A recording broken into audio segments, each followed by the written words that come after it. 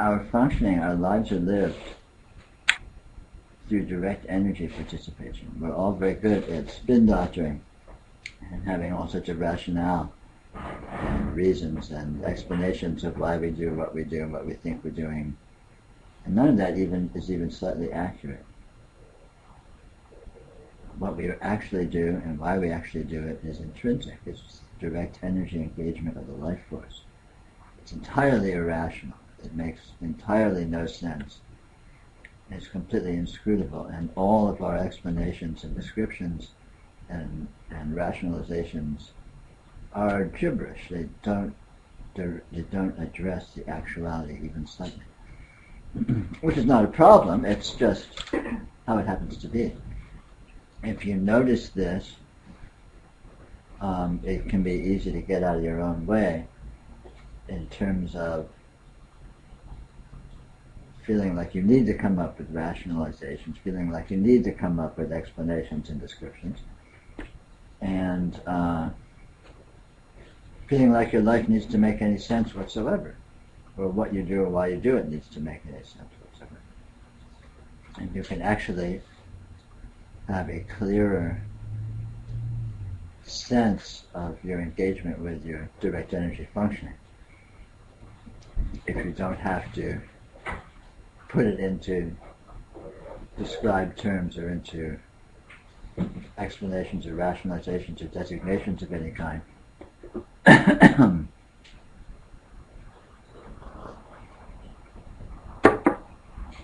And this is important, specifically from a spiritual point of view, in that spirituality is something that is gibberish. It makes absolutely no sense. It functions on a completely irrational level. It is not actually anything that you're actually doing. It's not what you think you're doing or what you think you're not doing. And it doesn't work on the level of anything you can access or address rationally or address conceptually.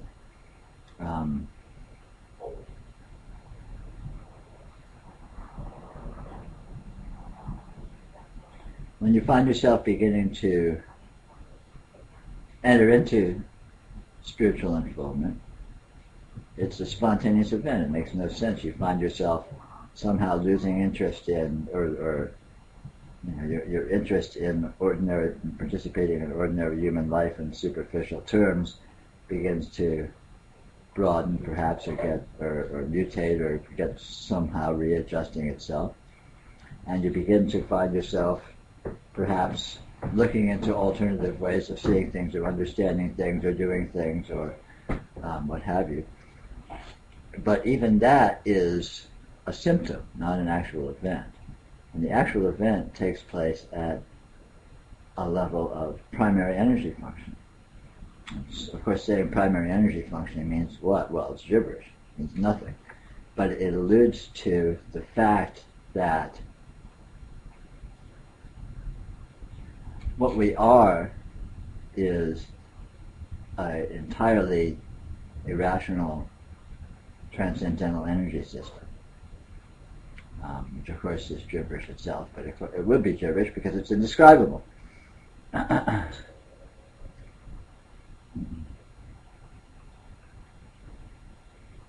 knowing this, we can lighten up a little bit, perhaps, and thinking that we're doing anything and trying to make sense of what we're doing and worrying about acquiring information or acquiring, getting teachings or having explanations or all these sorts of things, which are essentially useless and beside the point. I mean, it can be interesting and it can be a nice way to, pass the time, sort of fun activities and so on. But it's not where the rubber meets the road. It's not where the action is. In terms of spirituality, the entire event takes place beneath the surface. The entire event takes place intrinsically in the inherent energy that you are. And it spontaneously reorients itself to itself typically over a protracted period of time. And this whole process could be called spiritual unfoldment or what have you.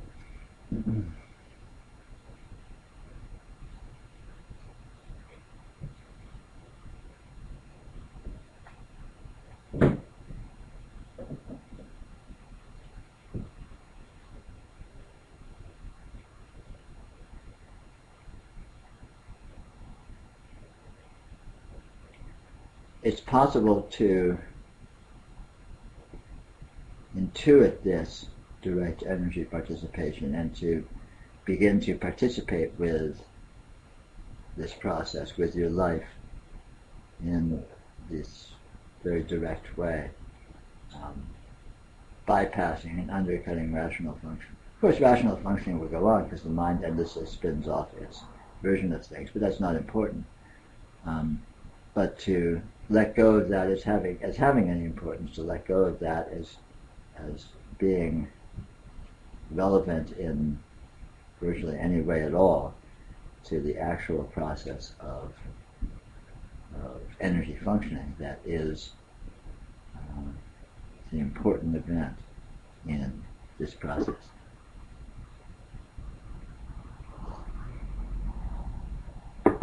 And as you can intuitively feel your way into this, then you can begin to explore it and participate with it more directly through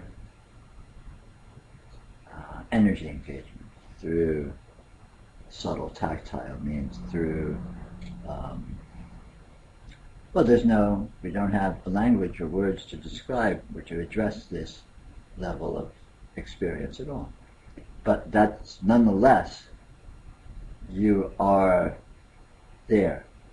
You are conscious on that level, and so you can be with that level non-verbally, as of course you have to be, and explore what it means to be there by feeling things in ways that you may not be accustomed to doing so. Being with subtle energies, opening to discovering what that means, discovering what this kind of a pre-rational or trans-rational being consists of. As humans, we tend to be addicted to semantic functioning. We tend to be addicted to our version of things and our descriptions and our words and our salesmanship and all of these sorts of things. But all of that is just frosting on a cake, and the cake, of course, is made of direct energy. Advertisers know this. Politicians know this. They're very good at spinning fancy words, but the words aren't what sells it. The words aren't what sells it at all. It's energy that sells it, or not. And we all function on the basis of energy. We function with each other socially on the basis of energy. The people that you relate to and the way you relate to them, there may be lots of words involved, but the fundamental transaction is not verbal. It's not about words. We feel each other. We feel each other, and we have profound energy exchanges and energy engagements with each other that are wholly non-verbal. And that is where the real meat of our interrelationship with each other occurs. From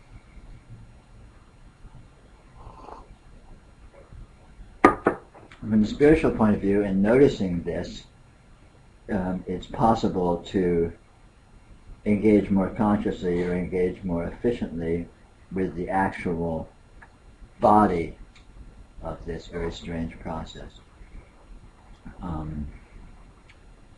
Whether or not that's advantageous is another thing, who knows. But at any rate, it's possible to because it does itself, so in one sense it doesn't matter at all. But in another sense, when you become aware of, we'll try again and see if they like us any better. Could you give an example of why clarity would not be beneficial? Because the process of direct energy functioning with itself might occur well or more efficiently or more productively in an atmosphere of less clarity at times. In other words, confusion may be beneficial. And there's no way to explain or to make sense of why that might be so, or even that it is so, just it may be so. But I would say that becoming aware of the fact of where the center of gravity of the kind of functioning that occurs at these type of events occurs, if you become more aware of the way that works, you can find that you can allow yourself to be a lot less distracted by superficialities and plug into the actual event more directly. And again, perhaps more clearly. Possibly avoiding inefficiencies. So plugging in would be invalidating this fluff. Not invalidating it, just bypassing it is irrelevant. Or isn't that a form of invalidation? Possibly.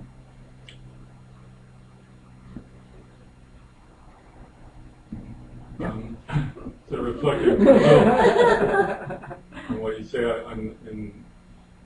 I was doing something, I can't remember what, reading or listening or whatever, and I was noticing like a subtle kind of self-congratulation, and then I became aware of the feeling that this is not what to do. This is like an egoic fixation that's going to turn to ashes. And that, whatever it was, whatever I'm describing as this self-congratulation or whatever, I decided to, oh yeah, I do that a lot, and it never works out. Let me just let that go. Let me, try to be present, just be, just with the moment without this self-reflective activity going on. To me, this happened recently, and I saw it as significant, and I'm relating it perhaps to what you're saying. Kind of tuning in or something. That's an example of that. I don't know. Okay. Possibly. Possibly, yeah. And then also, okay, well, I'll just go on. Lately, I just feel a lot of liability, it seems, because I mentioned, I guess, last time about feeling this like self-to-self contact with just a casual acquaintance. But also, I mean, I read a lot of, spiritual stuff, as you know, and but which does, theory, of course, just, and $2.50 will buy you a cup of coffee, right? So it's, but when I get validation, so I'm going, okay, that everything is God, I mean, it's like, and I don't define the word God, but sometimes I just use it, it's like, oh yeah, I'm kind of getting the hit on like everything, stuff. Or the other day, I mean, I'd be feeling sort of down, and then I'd feel this like foggy day in Santa Monica and the white buildings in the background. I go, God, this is Shiva, and I'm just feeling this bliss. So, and then after that, maybe this like real alienation and contraction and judgment, which is my normal state. That is say. Well, I can see that. I mean, it's like with the other stuff, I read about it, it's just theory, it means nothing. Of course, experience is all that counts. But I didn't want to do myself into thinking, okay, somewhere when there's all this to go on to achieve beyond that, if only I did it right, Yeah, but don't follow any recipes. The authority is you. Experience is everything. Experience is actual. Your experience right here, this is actuality. Okay? That's the highest of the high. Just this that's right here is the whole shooting match. So, honor that, be with it, see it. See everything about it. It universally is that. It can't not be that. And the only way it can seem to be gummed up is the extent to which you're not seeing that, or you're holding it to be something other than that. So, just feeling the actuality of experience is the very highest spiritual practice. Because it reveals unlimitedness, it reveals the actuality of transcendence. Experience itself is intrinsically transcendent. You don't need to apply some transcendence to it or discover some transcendence beyond it or above it. It is intrinsically the actuality of transcendence. So simply being with actual, concrete, present actuality, as it is, will reveal the truth the actuality of transcendence, the actuality of the divine, the actuality of the Dharmakaya, the actuality of however you want to classify it, the ninth lok or the seventh lok or the whichever number lok that's sitting on top like the icing on a cake. Okay, that's right here, and it's right here whether you see it or not. So you're welcome to see it, and you get to enjoy it. From the real beginning, when I first encountered with your teaching, you were talking about the noticing, and you even suggested to look into what the thought is made of. Mm-hmm. It is very intriguing and very unthinkable suggestion Mm-hmm. until I started noticing something. That thought. I think I started from noticing the image of the mental image. I remember one time I was listening to your talk with my eye closed, and I just keep having the image that you were talking. That was image in my head. But once I opened my eye, I was surprised. It's completely different. What I see in my mental image and the reality is different. Mm-hmm.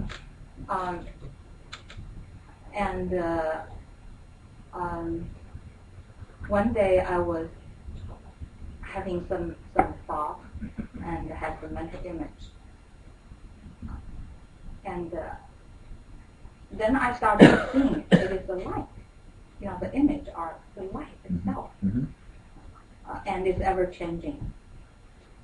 And then furthermore, I saw those light are innumerable thought, little pixels. Mm-hmm. And they are constantly moving. Mm-hmm.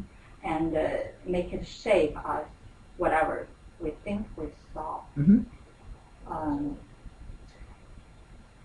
And one time I heard one person mention that some people can have very vivid image and some people can have a lighter. What I noticed is that the image was kind of strong before it's getting lighter and lighter. If I have some image, I try to look into it, it quickly dissolves. I see the light and it dissolves. Yesterday, I was watching my favorite TV show, and after that, I was starting thinking with my eye closed. And all of a sudden, I saw those flashes. It's coordinated with the thinking, the thought, vibrating. Then I start thinking, where does that come from? It's back somewhere. I don't know. So I just keep looking, and I just see all those lights going on. Mm-hmm. And it's indescribable. Mm-hmm. Yeah. And it's kind of fascinating. So what I felt at the time was that I can see, what I'm thinking and verbally, the thought that's verbally going on. But then I can see further and just to see the light. Yeah. That's what I'm noticing. It has to be something to be noticed that you are thinking, right? Yeah. So it seems like that was kind of all sorts of light. Mm-hmm. And it can be transcending the thought, because once I starting focusing on the light, the thought disappears. Right. But all it can be coexistent. You can have the thought, right, and also the light. But then nothing stall. They keep moving, keep changing. Yes. And so,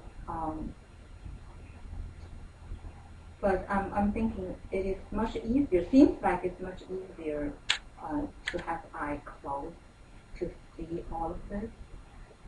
But once I have my eye open, I can feel the kind of flashes, but I don't see it clear. Mm-hmm. So it's much more easy to holding on to the thought as the real thing. Right.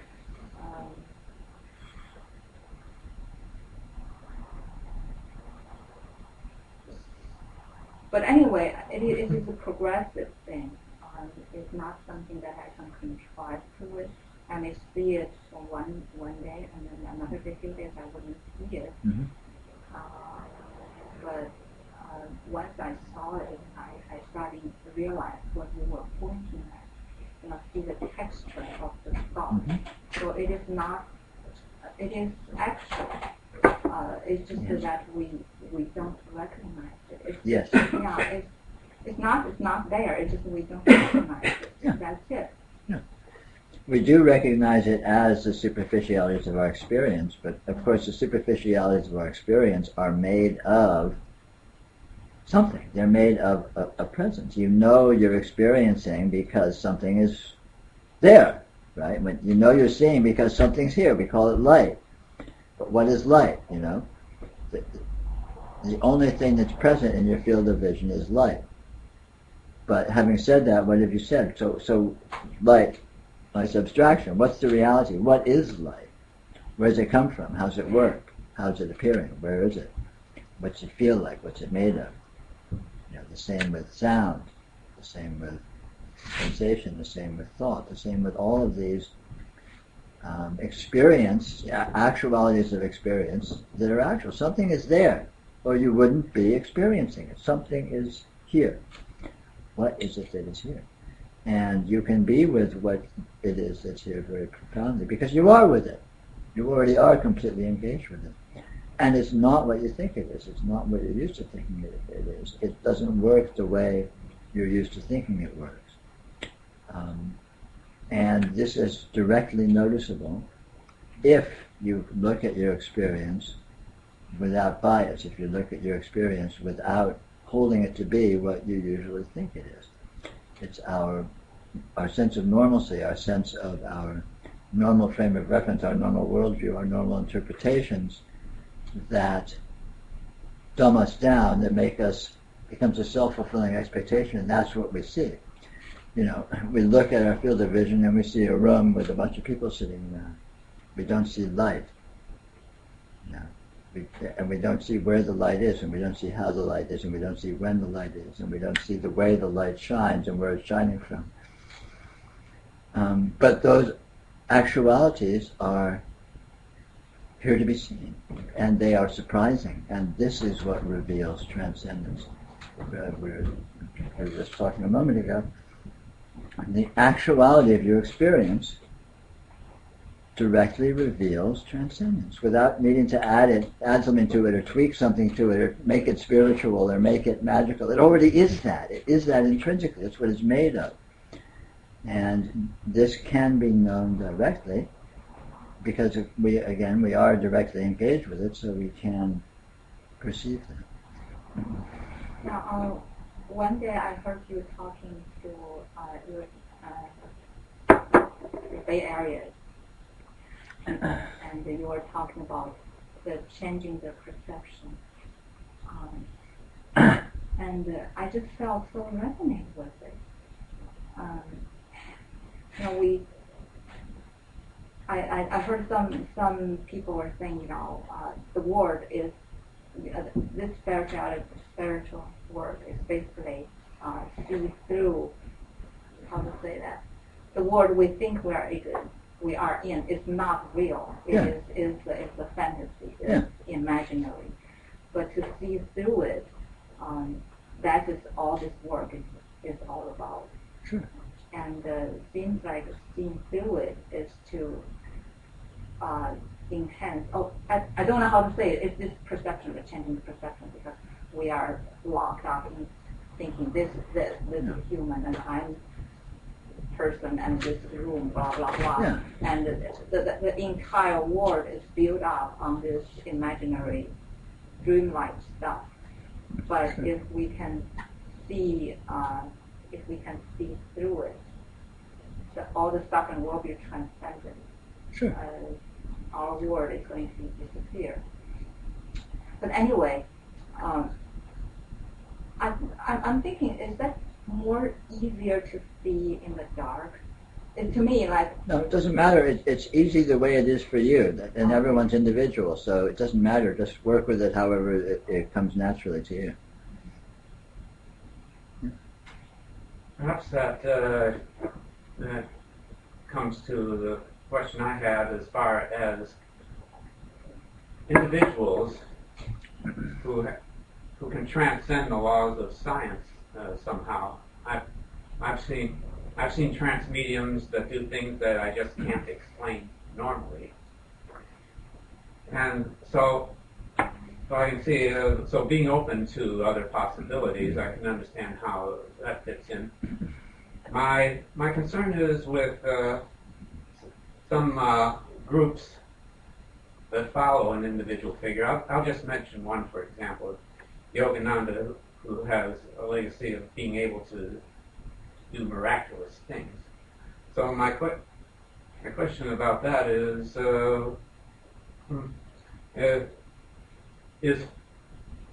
how real are those feats, and if they are real, how does it apply to the present, and or do I simply go back to my own experience? History.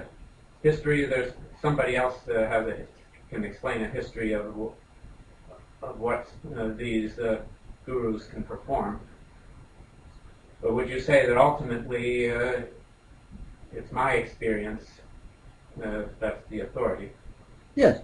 Those events are only true if they happen within your experience. Mm-hmm. Ah. And if they happen within your experience, they're just like anything else that happens within your experience, and they happen for the same reason that anything happens within your experience.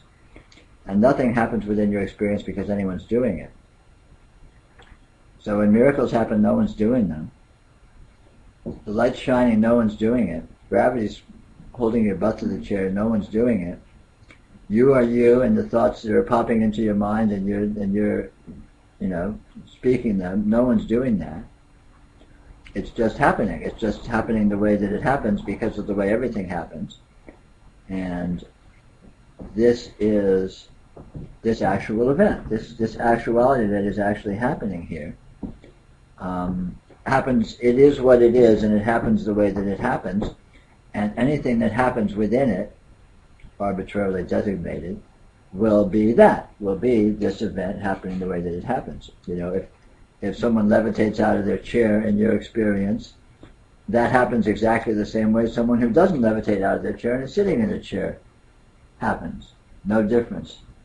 And the person that's just sitting in the chair isn't doing the sitting any more than the person that levitates out is doing the levitating. Because one force does everything, and that force is what you are, but it's not an individual human being. In other words, God, you could say God does everything. And you happen to be God, as it happens, fortunately. So you could say you're doing everything. And, an enlightened guru happens to be God. And so you could say they're doing everything. But it's not them, and it's not you, it's this that does everything.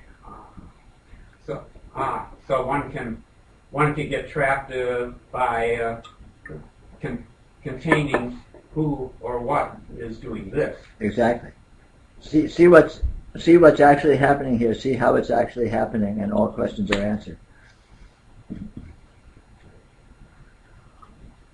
Okay. So, well, bottom line is that by labeling one person's actions and history and saying, so and so said this, that then you're falling into the trap of containment. Yeah, it's an interpretation mm-hmm. that is partial, because all interpretations are partial. Mm-hmm. And the actuality is not interpretable. The actuality is not designatable. It's not describable accurately. But it is knowable because you have access to it, because you are it. But you can't know it rationally. You can't know it in terms of definitions or descriptions that have much accuracy. We can refer to things, and those references are fine, but they don't define it. You can say, so-and-so levitated, and that may refer to an actual event, but it doesn't describe it. It doesn't define it accurately because they didn't do anything. Okay. Earlier you asked that question about why I'm here, and I've been thinking about this. why I'm saying things I say, why I come here, why I feel certain things, why I see certain things. It all seems to boil down to, if internally, it boils down to there's some sort of urge. Mm-hmm. That urge seems to be very specific. It tells you exactly what to do, exactly what to say. Mm-hmm. But if you look into that urge carefully and deeper, Mm-hmm. it actually is some sort of energy. Mm-hmm. It does not have any specific form or concept or message Mm-hmm. or action or anything. Right. So seems to be some kind of translation that translates from that energy into that specific instructions. What to do, to say, or anything, right?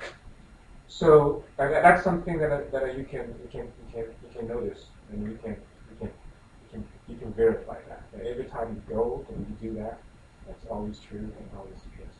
Mm-hmm. So now if you go further and it says, okay, what is this energy? Where is it coming from? And then you clearly see that. It's coming from nowhere. Mm-hmm. It's absolutely, there's not me that is doing it. Mm-hmm. It's just it appears. It just happens and there's absolutely no action. There's Yeah. absolutely no loss. Yes. Okay? So, and that you can further apply to something that is not emotional. For example, like something static, and the thing that you see the thing. And if you just purely look at it, just purely like this, and everything you say is really true.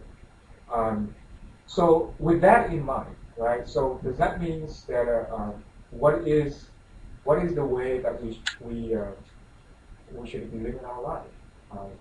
Given that is the truth, given that's what we see, so it's almost that it feels like there's no reason, there's nothing to fight because it's happening already. Yes. You sort of just, okay, if there is it's as if there is an urge to do something, just let it do it. Sure. If there is urge to say something, let us say it. There's no reason to fight. Even that thing that to say, even that thing to do, it may not even appears to be ethical or moral things by today's standard. You cannot control it. You cannot fight it anyway, right? If you did fight it, where would the fighting come from? Well, that's right. The fighting then also comes in there, and it's just nowhere, right? Sure.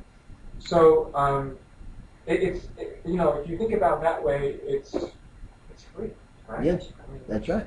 It's free. Yes, that's it. And you don't have to live by anybody's opinion and standard. and actually, if you look into it, there's no anybody anyway. Right. Anybody's opinion is come from your conscious anyway. Sure. Yeah. Good. Very good. Yeah. So just rest in that energy, and you're resting in transcendence, and there's no you, and there's no resting, and it's not even in the energy. Peter, is the reality of the nature of reality and the mechanism of experience eternal? Yes. And that is what sees and hears. Yes. It's not only what sees and hears, but it's what the substance of all this is. That's right. And that's what we're to try and get as close to, and it will give us liberation. Yes, just notice it. You don't need to try to get close to it because you already are it. You already are completely close to it, but the thing is to notice that fact. Yes. And the way to notice it is to be with your experience directly as much as you can outside the context of your interpretations. That's what I wanted to tell that I saw this morning. I was in another school for a long time, and one of the major things I was taught was when you have an experience, whatever, say you're ashamed, it's something you don't want to feel, to stay with the feeling. Mm-hmm. And so this morning I saw that I was jealous and competitive about something. Mm-hmm. And all of a sudden what I saw was while I was feeling the experience, I was owning it. as if you can't own the experience. The jealousy or the competitiveness that went through me or goes through me isn't mine. Right. But I didn't know that before Right. this morning. Really? But isn't that sort of a trap when you are totally immersed in the experience? You own it, right? Mm-hmm. It depends what you mean by own. You make it your own. Yeah. Because in a way, it is you. In another way, it's not you in the way that we typically unconsciously identify with it. Okay. It is you, but it is you as an aspect of this vast totality, this infinity that you are. But it's not you as a micro. It's a microcosm or a micro event that has any actual integrity or identity of its own. In other words, it exists in the context of everything else. And you are the whole thing, so you are it to that extent. But typically things like jealousy and all that the seduction is to inhabit them as an individual event that's meaningful in its own terms. And probably make a story around it. But Yeah. Or it actually is. It's generated by a story. Yes. Or at any rate, there's a complex interrelationship there, and all of that is partial. It's not accurate. Right. Because the story is just an interpretation, and no interpretation can be true, because interpretations are rational. They're made of ideas, and but the actuality that is being described or being thought of is infinite. So there can't be a one-to-one correlation. Thank you. But yeah, in short, just be with experience as it actually is, and you'll discover that experience intrinsically and effortlessly and inherently transcends what you think it is.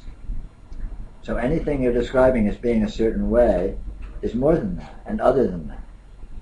Somehow or other, I personally got trapped in the experience and took that as the whole thing, and perhaps Right. invested my story in it. So I never was able to withdraw and Yeah. see it just as a part of what was going Yeah, on. and all of that is predicated on this interpreting, or these generating worldviews, this generating interpretations of holding that you exist, holding that your world exists, holding that your history exists, holding that these circumstances exist, and these interrelationships exist, and this meaningfulness, and I mean basically the whole worldview, your whole curriculum vitae, your whole description of who you are, what's going on, is a fantasy, and it's made of, and when we believe it, that is energized. That believing is energized by identification. Yes. We think we are it, Yes. and in one sense we are, in the sense that you actually are what you're describing, but the description is entirely inaccurate. So that's the problem. I mean, it's murky when you try to see it in pieces, but when you see the whole thing, it becomes very simple. Basically, any description is wrong. Any description is inaccurate. So anytime anything seems to be any certain way, you can be certain that that's not true. Wow. Yeah, and anything that basically serves as a vehicle for this kind of identification will turn out to be, if you look at it closely, some kind of a description. In other words, you're holding things to be a certain way. You're holding yourself to be a certain way, maybe, or to be a certain entity, or to have a certain history. You're holding circumstances to be a certain way, and interacting with other people, and you're holding them to be a certain way. Yes. You're holding events to be a certain way. Oh, such and such happened yesterday, and then we have emotional reactions to these ways that we're holding it to be, to our descriptions. And the whole thing is wrong. The whole thing is inaccurate. The whole thing is just not true. And this is what is important to see. This is what noticing consists of, is to see direct experience, the actuality of this event, and to notice that it's completely, that no description you can come up with accurately describes it. Okay. And then you can just leave off your descriptions. The mind will continue to make descriptions effortlessly, because that's what it does, and that's not important. It's just like, it's just stories. It's just a voice. It doesn't mean anything in itself. But it is possible to stay with the actual event outside of descriptions, and then you're in direct energy engagement, and then you are what you actually are, you're with this as it actually is, and the whole thing becomes clear. And you engage with it much more efficiently, and it has, and that mode of being with it has some rather nice perks, such as the discovery of immortality, the discovery of liberation, the discovery of absolute transcendence, the discovery of divinity, all these kinds of things which are rather nice side effects of the whole thing. Okay, just to get a perspective on this, given that nothing that can be described is real. Yes. As such. As such, I understand that. So how does that apply to various physical laws? Like if I jump off a 10-story building, I'm going to be pulled down and crash to my death. You can say that, but you don't know until you do it. Maybe you won't. Maybe you'll just break a leg. Maybe there'll be a miraculous updraft and you won't fall over. Maybe you'll land on something soft. Maybe a helicopter will happen by and just happen to be dragging a net which just happens to catch you and shoots you off. You don't know what's going to actually happen, because the idea saying such and such is going to happen is obviously and intrinsically a hypothesis. You're sitting here in a chair, you're not jumping off a building, and you're talking about jumping off a building, so that's obviously already a concept. You know, when I see you on the edge of a building stepping off, and then you can talk about jumping off a building as an actuality. Somehow I don't want to. Well, that's fine. That's absolutely fine. Quite understandable. Well, if you're in any situation where somebody or something is attacking you, isn't it the human instinct to either fight or flight? Sure. Why not? Fight or flight. Mm-hmm. Have at it. Or something else. What I'm saying here is you make a decision based on your observation, and I mean taking the time to say, well, I won't know until it actually happens. I don't on that level. You're not thinking about other possibilities. You're thinking about what seems to be a practical decision right now. But you see, what you just said illustrates what we've been talking about. You don't make a decision. Making a decision is a description of what you do, and it's an inaccurate description. You don't decide anything. You just do what you do, and afterwards you say, oh, I guess I decided to run. But you don't sit there and say, gosh, let me sit and think about this now. Should I run or should I fight? That's not what happens. You can say, oh, I'm making a decision. So describing it as making a decision is not true, because as Robert says, why do you do what you do? It's a mysterious upwelling of urge from you don't know where and you don't know how, right? I mean, how do you know? Some people in a given situation, let's say, some people would run away, other people would fight. Why would the person that runs away run away? Why does the person that fights fight? Because in the person that runs away, there's an upwelling of an urge to run away. It's not rational. Afterwards they can say, well, it makes good sense. I'm glad I ran away because this other guy was bigger and he had an Uzi, but that's all just rationalization. That's a story after the fact. And the point is that actual events does not conform to or correspond to any descriptions you can come up with. Because actual event happens irrationally. It happens directly. It happens through direct energy engagement.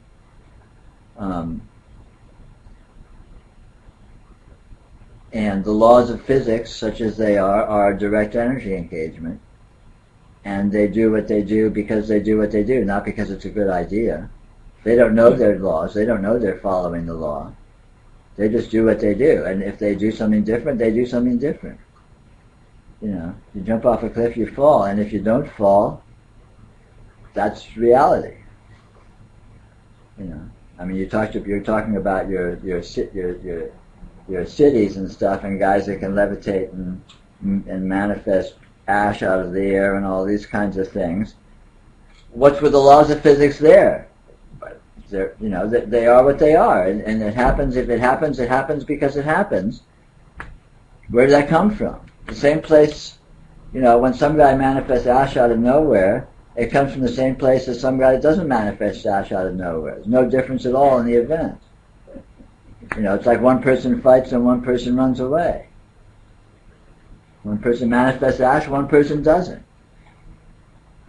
How does it happen? Well, you can't say how it happens, so why bother trying to pick it apart? Since you can't say what it is ultimately, trying to nitpick about partialities is impotent. It's what's the point? You're not getting anything for it.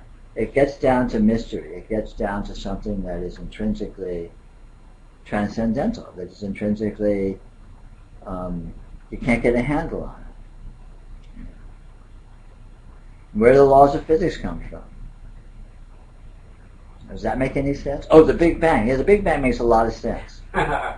There's nothing, and then all of a sudden there's this big bang out of nowhere, and all of a sudden there's everything. It's like, yeah, okay, that makes a lot of sense. Now I'm glad we've explained that.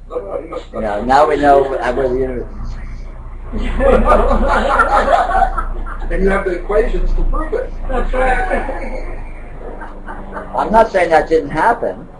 Maybe it did happen. Who knows? Maybe it's happening right now. Maybe this is what the Big Bang looks like.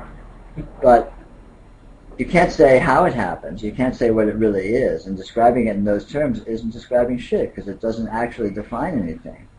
You're just labeling it. You're labeling an unknown. You're labeling an inconceivable mystery. And that's all we ever do, is label inconceivable mystery, because that's what we got here, is inconceivable mystery. And when you see that and just let go into that, you can be with this as it is, much more directly, much more nourishingly, much more efficiently than when you're holding it to be this and that with all our rationalizations and all our descriptions, which just basically have no effect except to torment ourselves, create frustration and suffering. All of our interpretations, that's how we create these little worlds in ourselves as separate beings, living in pain, living in frustration, living in failure. We're infinite light. Right here, right now, that's the fact, and you can know that that's the fact just by looking and seeing. And if you don't know that's the fact, it's because you think something else is the fact, and you're manufacturing that idea on no evidence. So, the choice is yours. As you say, you can choose. Of course, you can't.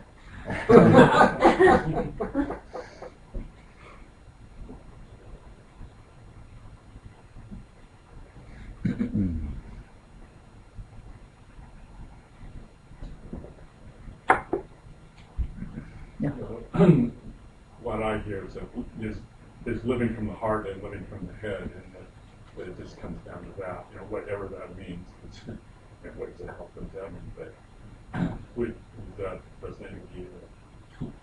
I wouldn't use those terms because they themselves have all sorts of implications and definitions associated with them, which are just liable to muddy the waters.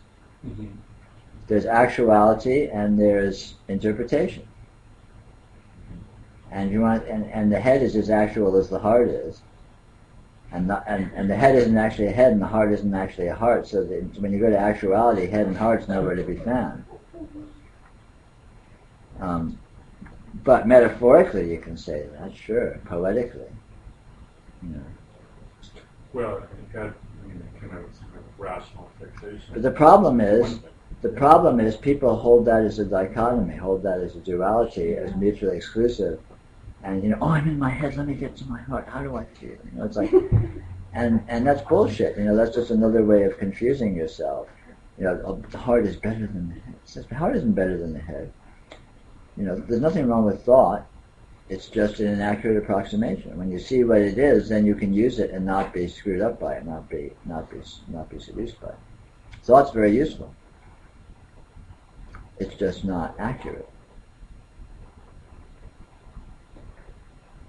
And we have 100% accurate engagement with what this is. So you can use thought for what it's good for, but then you can be with this actuality, and there's 100% accuracy there.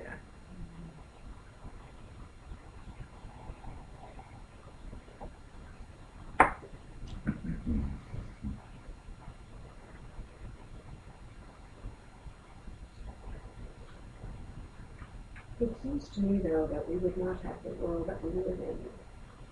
Apple iPad, all the inventions, without some creativity, unless you're saying it's the urge and it doesn't come from thought. It doesn't come from thought.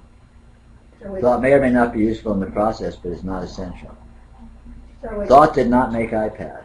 Thought did not put us on the moon. well, that's my question. Not that we're on the moon. It's then the urge happens without thought. Well, it includes thought, it includes everything. It includes thought, it includes dogs barking, it includes plants growing, it includes the whole system. You can't separate parts out. But, everything comes from everything. Where do humans come from? Did someone sit and think humans into existence? Humans Well, that's what I'm saying. humans sprouted from this astounding biosphere, this astounding sea of infinite life. Yeah, so it just And- happens. And if humans sprouted from the sea of infinite life, then everything humans do sprouts from the sea of infinite life, so iPads sprout from the sea of infinite life. There may or may not be thinking involved, there may or may not be talking involved, but it's ephemeral. It's not the direct line of Okay. creation. Creation doesn't come from thought. Thought is a byproduct of creation. Thought is not creation. Creation is direct radiance, direct transcendental radiance. And of course those words are inaccurate since they're words, but nonetheless they indicate it a little more directly. All that's happening here is direct transcendental radiance. Period. Period. All. Thought is that, non-thought is that, confusion is that, realization is that.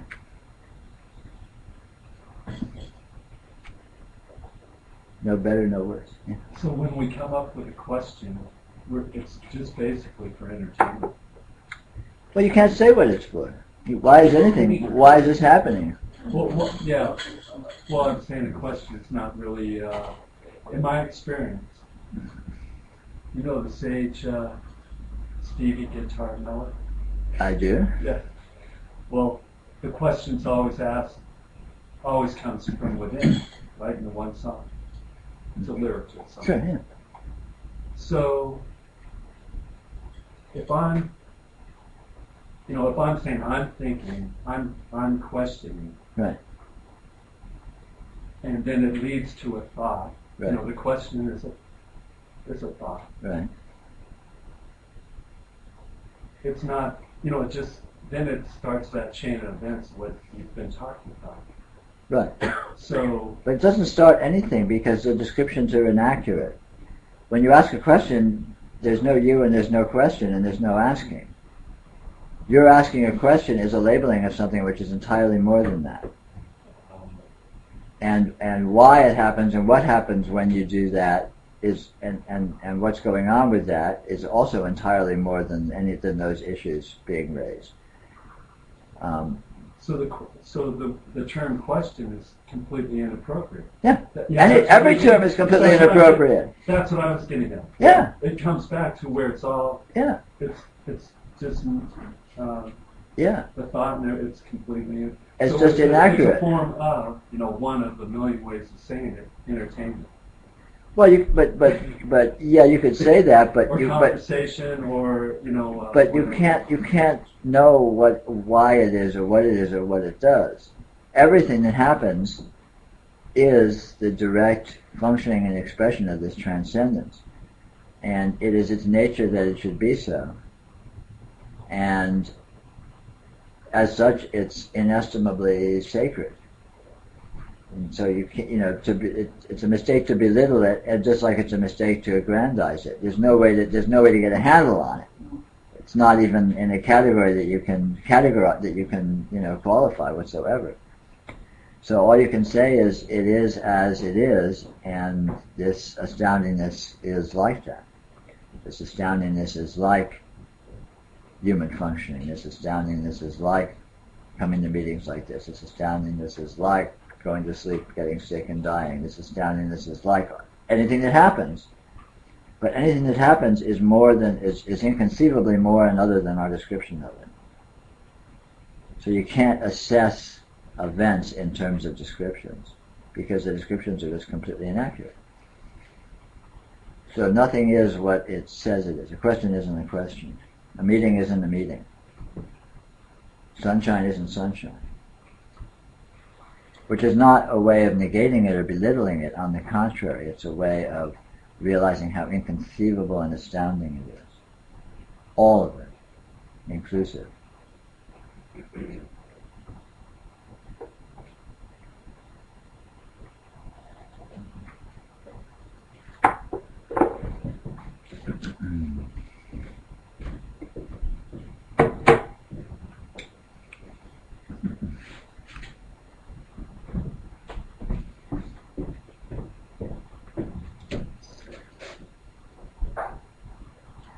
We'll have a 5-minute break in a couple of minutes.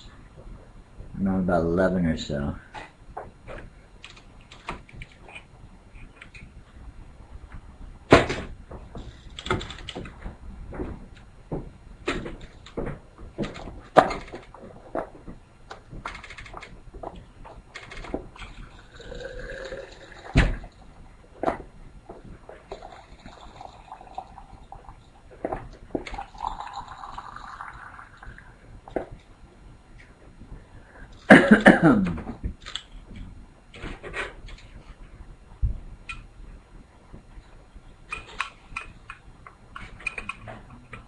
So people seemingly like to describe stuff. I mean, Sure. We've got thousands of words we throw around. Is that inherently a problem? Not in the least. Doesn't matter at all. It's just the nature of things. And people aren't people, and descriptions aren't descriptions. And the act of describing isn't the act of describing, so there's no way to get a handle on what's happening anyway, or how it's happening. So even if it were a problem, you couldn't know that. I guess where the question's coming from is, maybe sort of the implied suggestion or thinking is bad, which you run into in spiritual There's nothing wrong with thinking. or the ego is the devil and transcendence is transcendence. I don't know. Yeah, but but all of that is a fundamental misunderstanding. Transcendence is great, and fortunately everything happens to consist of nothing but. So there's the good news. So how can you find something bad if everything is made of transcendence? The only bad thing you could say, arguably, is not seeing that fact, and even that's made of transcendence. So, in the final analysis, it's not a very strong argument.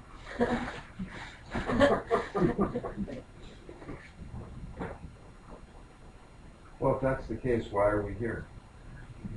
That's what I started with. Why are you here? You've come for a full circle.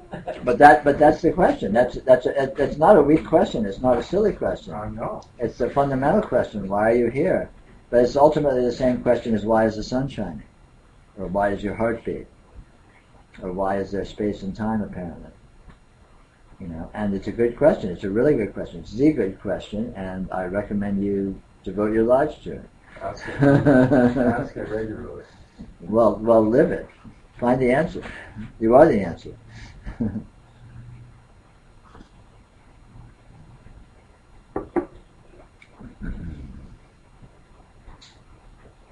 I mean, ultimately, it's a, I would argue, a more powerful rephrasing of Ramana Maharshi's question.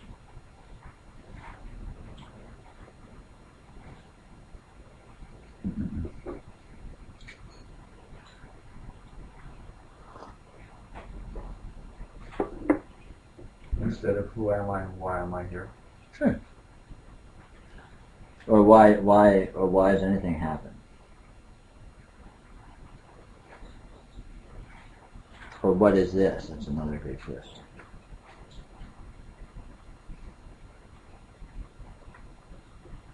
And then to know that any description would be wrong.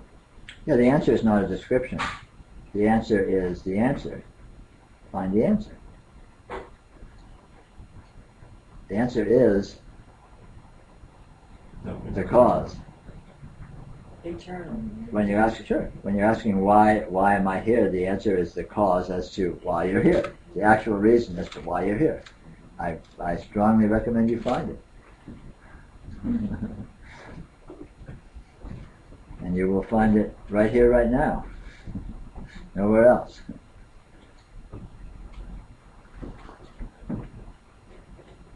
As Robert says, it's an inconceivable urge that appears out of nothing, made of transcendental energy. That's a description that, because it's a description, it's inaccurate, but it's pretty good as descriptions go. But it's not a description, it's an actuality. I mean, this is the power of, only actuality is powerful. Ideas are useless. Ideas are just bullshit. They're hot air. Who gives a shit? There's nothing there. They're just ways of trying to show off and impress people. But actuality is powerful. It has genuine power. It's real. And the answer to why am I here is an actuality. It's not an idea. You're living it. You are why you're here. So, no, find the answer to that question. This type of thing, I wonder if it's something that practically can be used in a day-to-day life. So let me give you an example. I one time I listened to a very interesting a talk. In that talk, there was this woman who was working with some kind of investor, and she put a life saving money over the years and put it into the account. It turns out to be it was some sort of essentially she lost all the money. Right. Ponzi. Yeah, something like that. So it was a devastating situation, and she all of a sudden was panicked. Sure. And at the time, she called friends, and the friends said, "Oh, anything that you have, you really have, you did lost. Anything that you did lost." I mean, essentially, it's the spiritual talking, and she was not going to react. Hey, this is the one of the things that you don't want to be spiritual. That was pretty funny. But so, do you actually, when you get into a situation where it seems like at the end of the world sort of situation, do you actually would it helpful to look into this and say, okay, what is this, and would that actually get you out? It's hard. It's difficult to look into it when you're in a situation like that. The best time to look into it is before you get in a situation like that, and then the situation won't bother you. But if you haven't done that and you're in a situation like that, that can be a more of a challenging time to try to look into it. But when you find what you are, when you find what this is, you won't give a shit if you lose everything. Because you're going to lose everything. Everyone's going to lose everything. That's a given. Every time you go to sleep at night, you lose everything. Then you're in a dream and you have a whole different set of stuff. And you wake up or the dream changes and you lose all that. And then you wake up and lo and behold, you have a bunch of other shit. And you go to sleep and you lose that. And when you die, of course, you're going to lose it all. And God knows what you're going to find next that you're going to have. So it'll be something. Because there's just endless qualities that come and go. But qualities coming and going is the nature of what this is. And you never get to keep anything. It may seem like you can keep things for an arbitrary period of time, but in actuality it's all mutating and morphing and slippery, coming in and out like a dream anyway. So there's no stability even when you're keeping something. And if you see the fact of that, you will know the fact of that, and you will be relating to your experience in terms of that fact. You know? If you don't see the fact of that, you may think, oh, I lost my atoms. What am I going to do? This is so terrible. I lost everything. So that happens all the time. People lose everything all the time. It can happen. You know, you come into this world with nothing. A lot of weird shit happens, and then you leave the world with nothing. High philosophy there. or else a really good epitaph. Why don't we take a break now?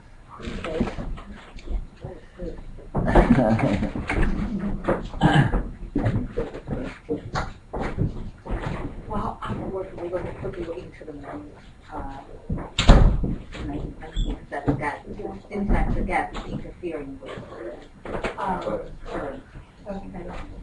All right. We're gonna put in permanent user. Okay, thank you. Okay.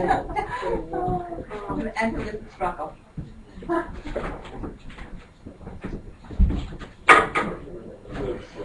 You heard of this non-edge group? No. The Jain Temple today, it's up again tomorrow. I'm pretty sure they're good for it. Oh, I got it. Not what's the name? No. Oh, yes.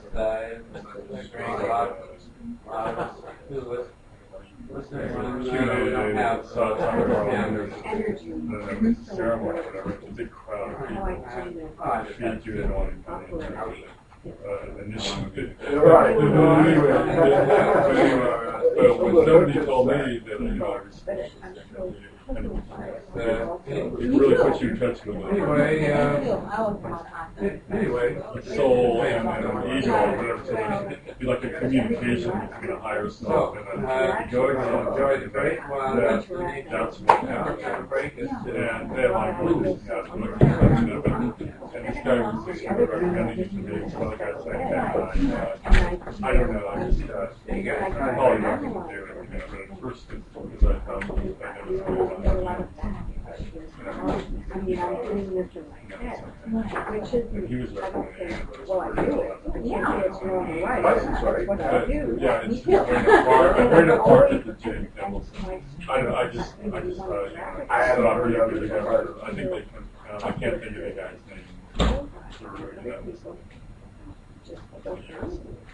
you know, I believe I still don't know.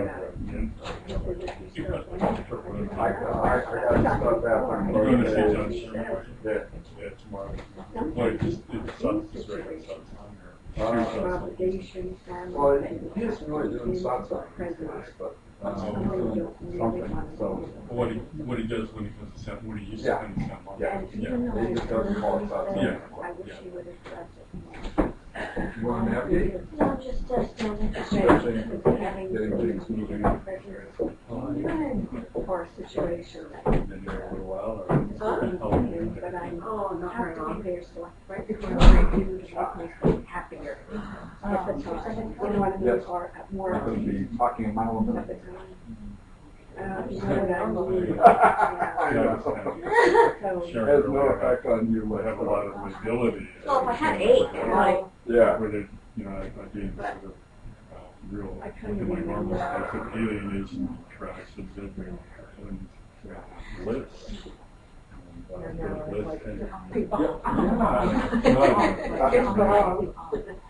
Okay. I'm not sure it's a good thing. Yeah, it's And then okay. sometimes some of the things that I couldn't figure out what to do. It's not not seeing this. I mean, it's using a built-in microphone in the computer. So I don't. I looked at the input thing. There's no selector, so I don't know what's going on. but right now it works right now. Yeah, voice is coming through the mic from here. not from here. you know, And I don't know, I tried to select a different input and it wouldn't let me, so I don't know what. gone through ups and downs through the band, and I've got like me and a group of people, so it's a Oh, no I doubt. like it. So I don't see him sitting on Yeah, the brewery, yeah, just you brewery want to sitting use there, this because it 10 picks up miles the audience a foggy, little and better. see the white field. But the sound will come through. Like a bliss. It worked okay last time, so I don't understand why. I have no idea because I didn't really check. And I only had a couple minutes to look at it. You know, if I had 15 minutes or so. And you know, I didn't mention that Maybe lunchtime if you want. get this not. Yeah. I can let it happen by default. And I bought it when the second her download my internet addict that laid out because the gas doesn't work. Constantly setting on was off. So finally, anyway, Yeah, the second one. the second one. I brought something I should have brought before, and I don't know what I Well, the other thing I don't quite understand is why we have this plugged in and we're using Wi-Fi. That doesn't make any sense. I don't think we are really connected. This is the Wi-Fi turned on and then so. I want to really turn it all on right now, but which is once it's connected, Will it default to the wired connection? that's on the lake, and that's basically in the Bay Area. Yeah, very nice. Yeah, If I it have this, will have that fiber connection. Oh, absolutely. Right. Cable is always better than Wi-Fi. Right. So I don't know if I'm using Wi-Fi at all. Yeah, but if you're not using it, you might want to just turn it off in the software so they won't try to compete with each other. See what I'm saying? But once it's connected, the gas modem, it works fine on its own. So it's maybe Cool. I would put massive computer on my terminal. There's all Is the main IP address Yeah. to do all that. and Right. it's registered. Right. Yeah, yeah, that So would every time I want to Cool, sounds good. Yeah. It's like, you know, like Buddha says in our goal. Yeah. Run break will be back shortly. make it online and out. Telling the computer people. You get a hit on that. Well, I didn't know, because I disregarded plot and I cut it. But So you want when you to stand out see it all as radio present, if you will, you know, yeah, it might be nice to have some goal but you know, it's a constant state pretty much, right? So wondrous bliss, any transcending material possessions, they can't shine a light. I mean, it's about I mean, gotcha, and that kind of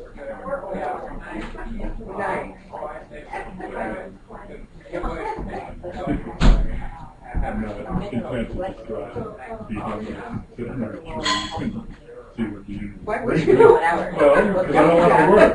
Why not? Yeah, I want to walk dogs outside. You have a It's friend. kind of white.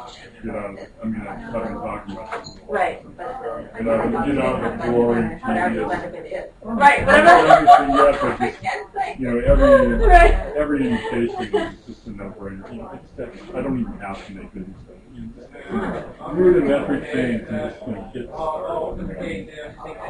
yeah, it's a change, you know, it's going to be so wonderful, you know. I can't be stuck in one of other times.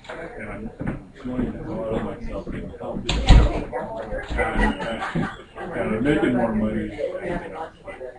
Why would I keep depressing crap all day, you know, for less money? Everybody else feeling bad for all Bad feet, knees don't work so good. Some of that.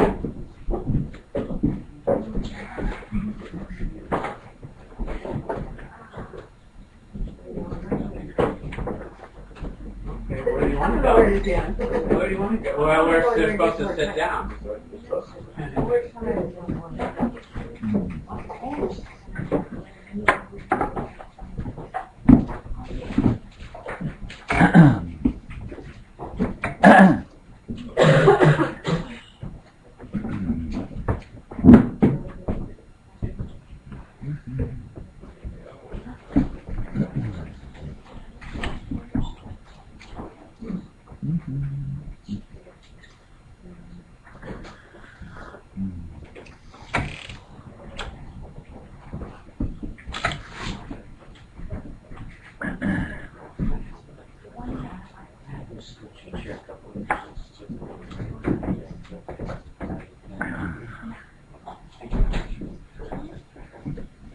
Oh, should we dive back in?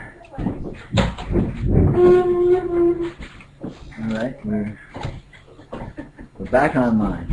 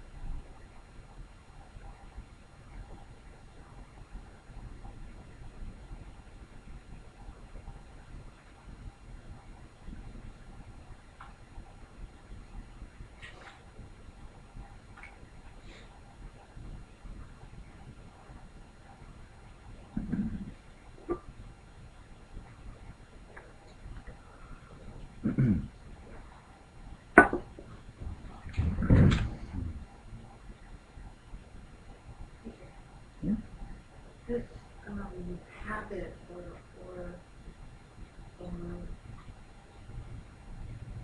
or deep conditioning to follow thinking is it's so hard to, I mean, there are times that one can relax and go, not, be immersed in that, so to speak, that seems to, like, take over again, or we get sucked back, I get sucked back up into it again. It's hard to learn how to not let that happen, even when you have times of when you've had times of not being,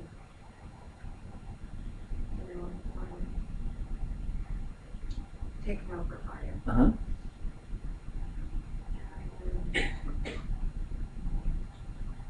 When there's, what one can do. Well, whenever there's thinking and whenever you're caught up in thinking, there's also other parts of your experience that are not caught up. You're never completely caught up in thinking. When you're thinking, you don't stop seeing, you don't stop hearing, you don't stop experiencing. There's, no matter how immersed you are in thought or immersed you are in the experience of thinking, there's a portion of your experience which is outside of that system. And that's your advantage. That's where you can notice that fact. You have to, I wouldn't say you have to, I would say that you come to develop the ability to do so as your maturity develops in the process of unfoldment. At first it can be difficult or seemingly impossible. You just off in your train of thought and you're gone. But your maturity will spontaneously develop, and it will be, it'll happen that very occasionally you'll notice, oh wow, I'm really caught up in my thought, but look at this, all this other stuff. And that will progressively, over a period of time, happen more and more often and become more and more available. And it does it at its own time. You can't fake it or contrive it. Although you can work with it, and that can be what is happening in its own time can look like. So the trick is to, whenever it's possible for you to be with direct experience explicitly, just take advantage of that. But don't force it or beat yourself up for not doing it or anything. And then when you're caught up in thought or something, just like, okay, that's what's happening.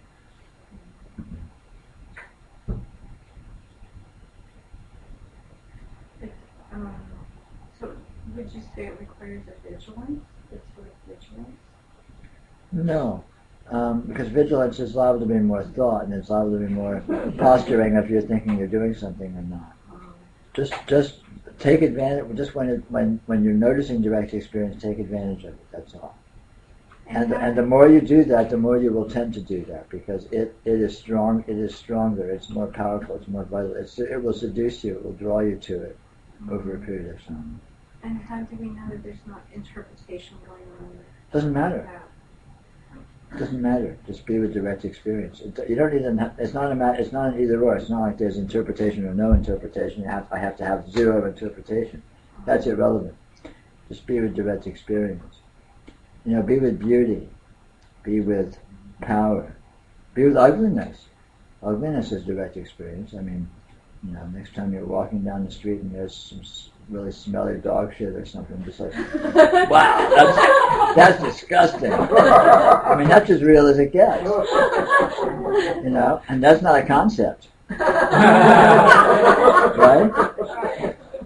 Well, it's an interpretation. But qualifying it is, but the event itself is not. Oh, I think I'll stop picking up after I talk. For the benefit of all sentient beings, right? So calling it smelly would be an interpretation. Yes, exactly. Okay. But the experience itself is an actuality. Any direct experience is direct experience. Go to museums and see art, or look at sunsets. I mean, when you see beauty is what makes something beautiful is not an idea. What makes something beautiful is a revelation of transcendence. That's why something seems beautiful. When you see something that just strikes like, wow, that's beautiful. I mean, what is it that's happening when that happens? There's a wow factor there, and that wow factor is intrinsically the intuition that there's more here. There's openness here. There's something amazing here. And it's undefinable. You can't define beauty. You can't pin it down. It stops being beautiful then. And so being with beauty is great, but being with ugliness can be just as powerful, although arguably a little less fun. But all those kinds of experiments are ways to be with this. But let it draw you. Don't, vigilance or something like that, it sounds like something you're trying to force or trying to do, try and turn into a practice. Let it be fun. Let it draw you. Let it seduce you. Think of it as an experiment rather than as a practice or, something that you need to be dutiful about.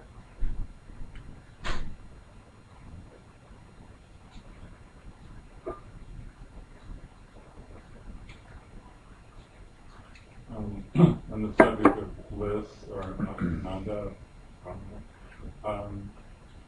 you mentioned in your that there was sort of a linchpin. Well, I'm not your words. There was watershed, whatever, that you had to take for experience with thought chick, but then there was on. And the yogis or whatever, when they, supposedly when they have some realization or whatever, then that becomes the suffix of their name, Ananda. And so I don't wonder if you'd have any words to say about and of course I suspect it doesn't mean blissed out. The bliss or Ananda quality is sort of after awakening. There tends to be that sustained good feeling. Sure. So anything you have to say about that? Sure. This is made of transcendental radiant energy. Period. Experience is made of that. Being is made of that. And with realization, you discover that fact. And once you discover that fact, you never leave it, because of course you never have left it. It's the fact, it's the case, it's what this is. And that is intrinsically joyful, blissful, exquisite, beautiful, meaningful, powerful, all of these kinds of things. Not in a way that you walk around drooling and gibbering and necessarily, but nonetheless that is the case. Sure. And I mean, this is what noticing is all about, what I call noticing and all that, is coming to see this fact, coming to see what experience is made of. That experience is made of intrinsically transcendental, call it radiant energy. So, and then one reads statements like in the Gita, and not elsewhere, that to him, like a cloud of stone and gold are of equal value. Sure. So, I literally would like to have the gold, but I mean, I would like to also be in a place where there's a lot of equanimity about it. It's all the same. They're literally made of the same thing. They're made of experience. I mean, this radiance and this energy are not some transcendental qualities. They're just, our word experience is a word which means this. It means what we're referring to. What's experience made of? Here, this is experience right here. What's it made of? Experience is made of something. What's it made of? A dream is made of something. What's it made of? It's not made of what appears in it. What appears in it is made of it. What appears in your experience is made of experience itself. Experience itself is the only substance here. There's no room here. What you're seeing and calling a room is experience. So the room is made of experience. There's no people here. The people that are here are in your experience, so they're made of experience. So what are they made of? I can call it transcendental radiant energy, or these various other euphemisms, which of course are inaccurate because they're descriptions. But it is what it is. It's an actuality. And you can look and see what it is because you experience it. You have access to it. It's not somewhere else it's behind a wall somewhere that you can't get to. You actually have complete, naked engagement with this experience all the time, obviously. So what is it that you're engaged with? What is the substance of experience? And when you discover that, you will discover Ananda. You will discover what I call radiance. And it is intrinsically amazing. It is intrinsically, I call it transcendental, which means that it's not limited. It's not stuck being any particular way. It's not contained. It can't be fined or defined or held as anything. But this, this is what this is all about. Your experience is actual, right here, right now. What is it? It's that simple. Couldn't phrase it more simply. That's the $64,000 question. Well, with inflation, it's probably $64 billion now. Isn't it more important to realize that you're actually here than how far you are on the enlightenment scale? Totally. And if you realize you're actually here, that's the finish line of the enlightenment thing. But every human being in this room it's the highest possible. Yep. That's the The fact. difference here is they don't have to do any enlightenment. They don't have Nope. to be measuring themselves on a scale. Nope. True words. This is it. I mean, this is it. It's that simple. Already is. Always was, always will be. We are eternal. It's the fact. Well, the key is to see it, to experience it. Sure. Yeah. So I have been seeing whatever the so-called object, like buttons. There's nothing. If I'm basing on anything, then I would see this buzzing, tinkling, and the light stuff.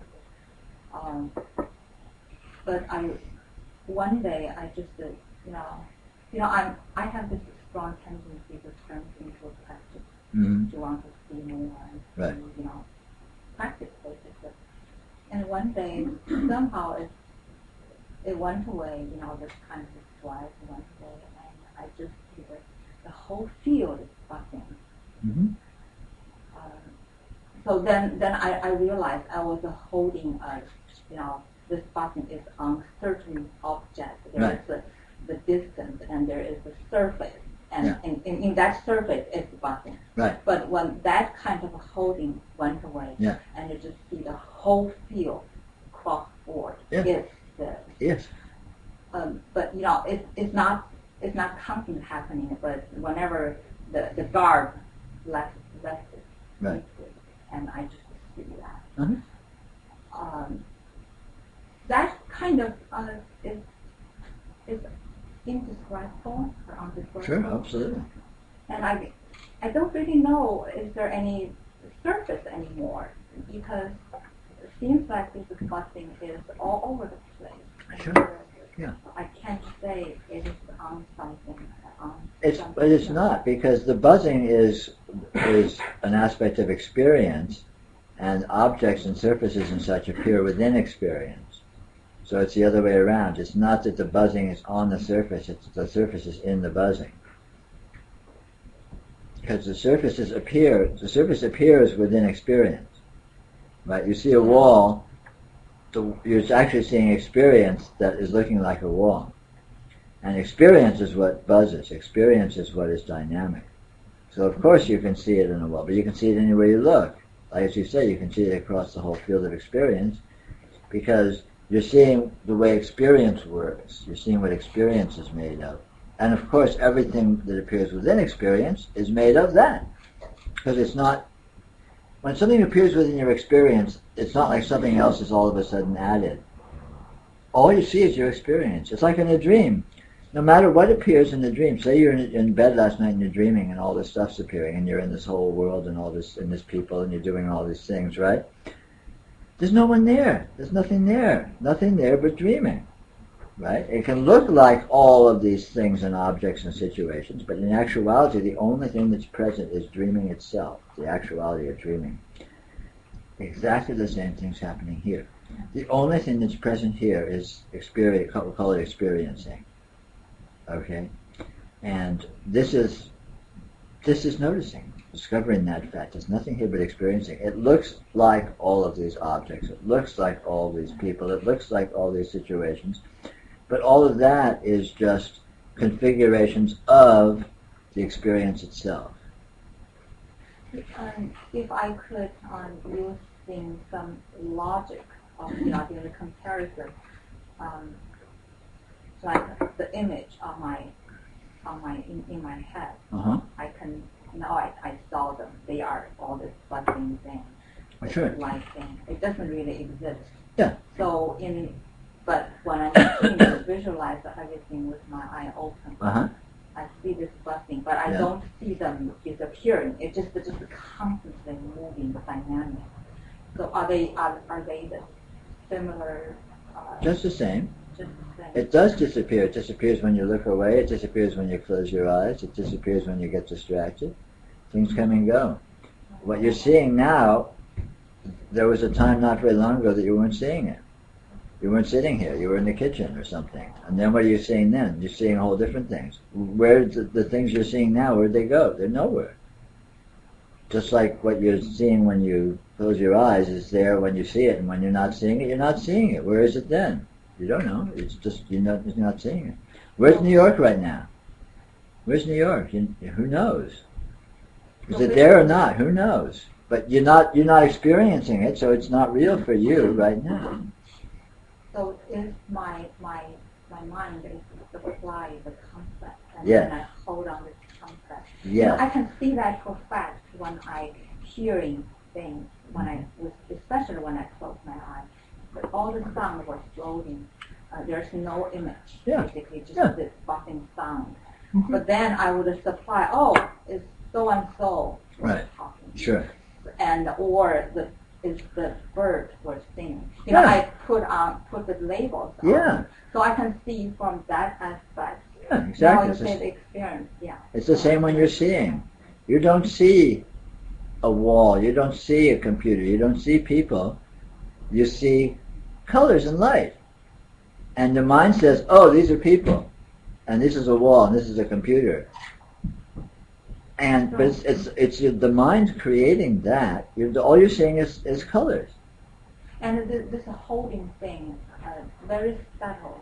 Oh, yeah, subtle. It's Yeah, very you subtle. don't see it. Sure. I remember one day I was looking at a door. It has a curving thing, like, it's not a flat door. And I was just looking at this, and the door is not the door, obviously. It's light, right? And also I saw the dimension is illusion.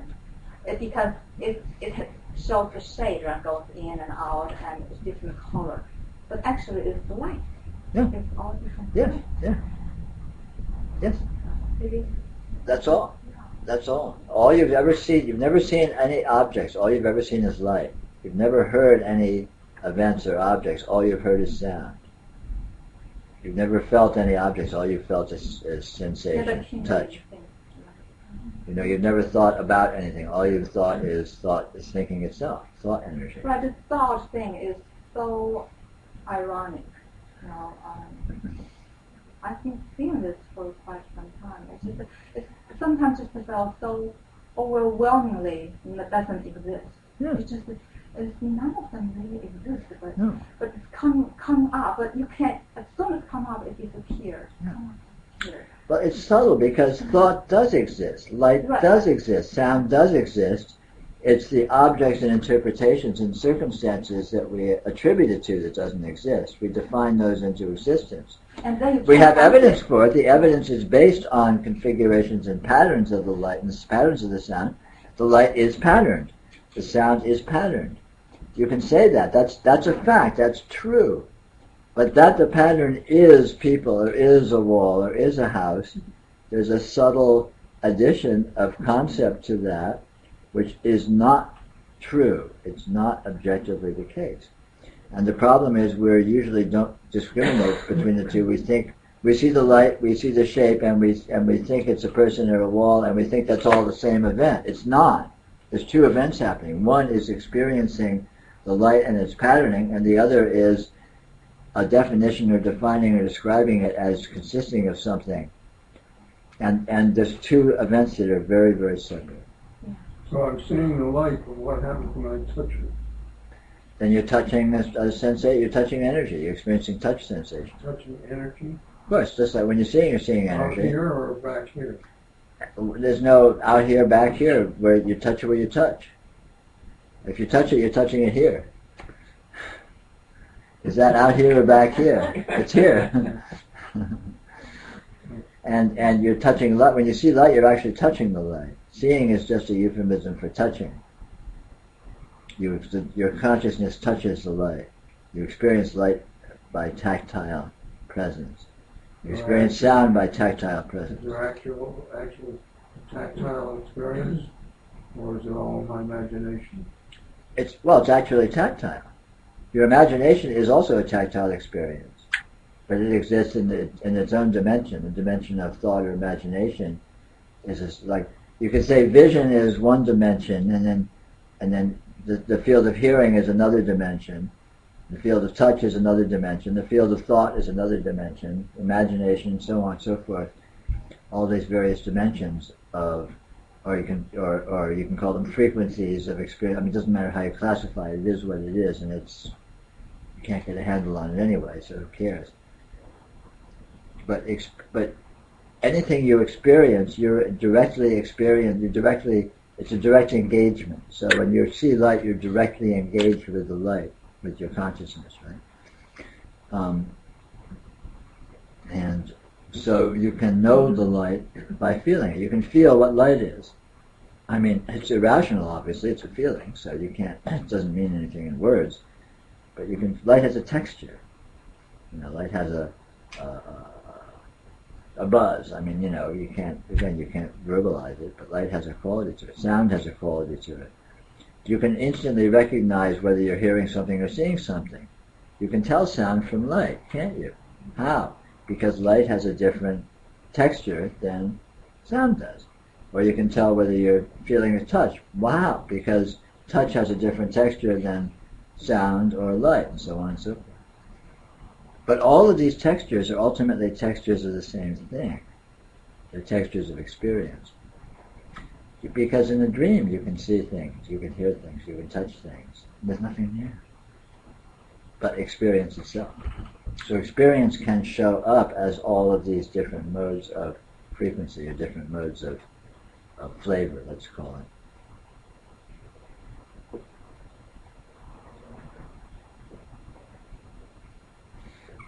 By the noticing occurring, and I find it's so mysterious, and all those experiences provide more question than answer. There's no answer. No answer. It's just so mind-boggling, and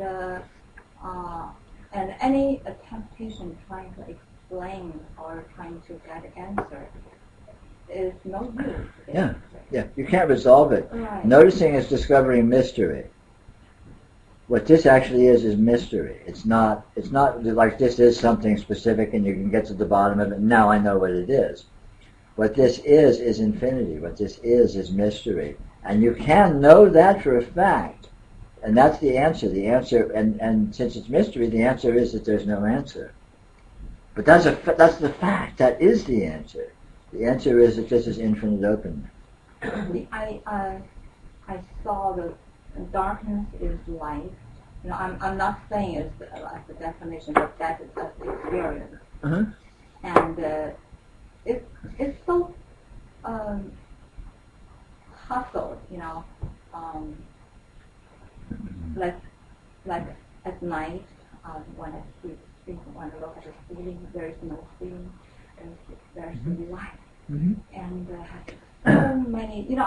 The patterning is completely changing all the time, and it's just the light become more brighter now. It's just so noticeable, and it's so dynamic, and it's just experience. No big deal, but it's just experience. That's what happening every day. What I see, and there's no depth, and there's no space. It's just I can't explain it. But one time, I don't want to put any importance in it because it's come and go, right? The experience. One time I was accidentally in a completely dark room. All I can say is, wow, the light. Yeah. It was incredible. Yeah. It starts from the white light, all over in different directions, lightning speed, and then it turned to the purple color, purple light. Mm-hmm. That's the color I see very often under light situation, but under complete darkness. The beauty is beyond any description. Absolutely. And there's one particular pattern. It's prettier than 1,000 facets of science. It's just that incredible. And almost the whole space is filled with beautiful, useful Yeah, in life. yeah, sure. Yeah, but it's come and go. I'm not saying it's any important. It's just the way Sure. I experience it.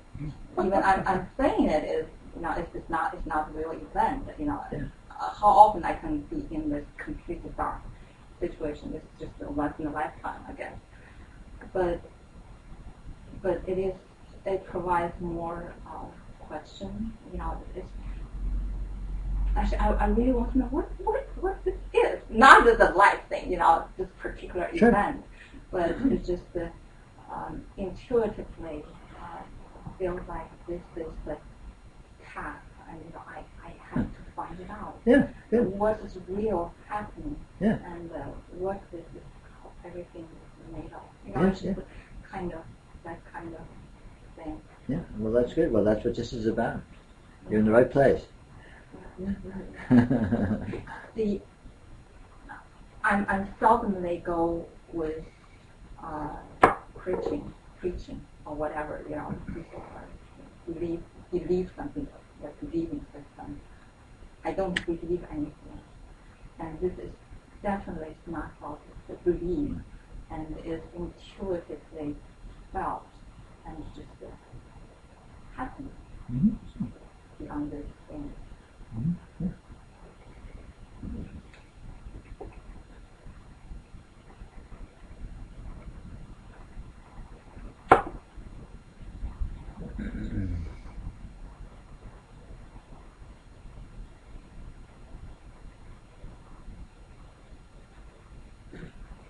Yeah.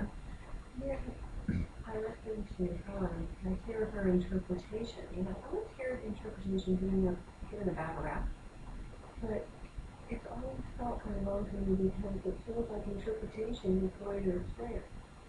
So I think I'm learning to interpret more and more and more. For instance, when you talk about beauty, when you talk about that quality of openness, Mm-hmm. it's a beautiful phrase because when I see something that is beautiful, I've been taught or conditioned to say, oh yes, isn't that beautiful, and go on. Right. But the depth is to see the beauty in it and to follow that. Yeah. Which of course is experience, but in experience there's always the interpretation of that beauty, Sure. even if there's no word attached to it. Sure. So I'm beginning to understand my inclination and not fight against it so much, to continue just to keep up with the world, but to stop and go into it a little bit further and a little bit further, because there's such aliveness, there's such Yeah. delight in it, Yes. following it. Yeah. And that seems to enliven everything. Yeah. That's the very essence of what I recommend as a path, is to go into the feeling of your experience, and it will reveal aliveness, it will reveal actuality, it will reveal openness and transcendence and all of these astounding and I guess maybe unexpected qualities that are just in every experience. In every and any experience, there's a bottomless wealth of amazingness. Mm-hmm. It's unqualifiable. And because we're always in experience 100%, this is completely doable. And absolutely, descriptions and interpretations are not a problem if you see what they are, if you don't let yourself stop there. The only problem with interpretations is if we settle for the interpretation. It's like stopping with the label, rather than going to the actual experience. I know people who do that. They, in the grocery store, there's teas the teas have label, relaxation tea, or, inspiration tea, or something like, and I don't want that tea. I don't want to relax, or whatever. It's like, hey, it's just an herb. The herb doesn't know it's relaxation tea. There's some publicity department called it, put that word on it. The actuality of the experience is what it is. Maybe it does have aspects of relaxing, but it almost certainly will have other aspects as well, because experience and teas and all that are subtle and rich and multidimensional, not just relaxing or whatever. And this is the challenge that, when we're naive or jaded or stuck in a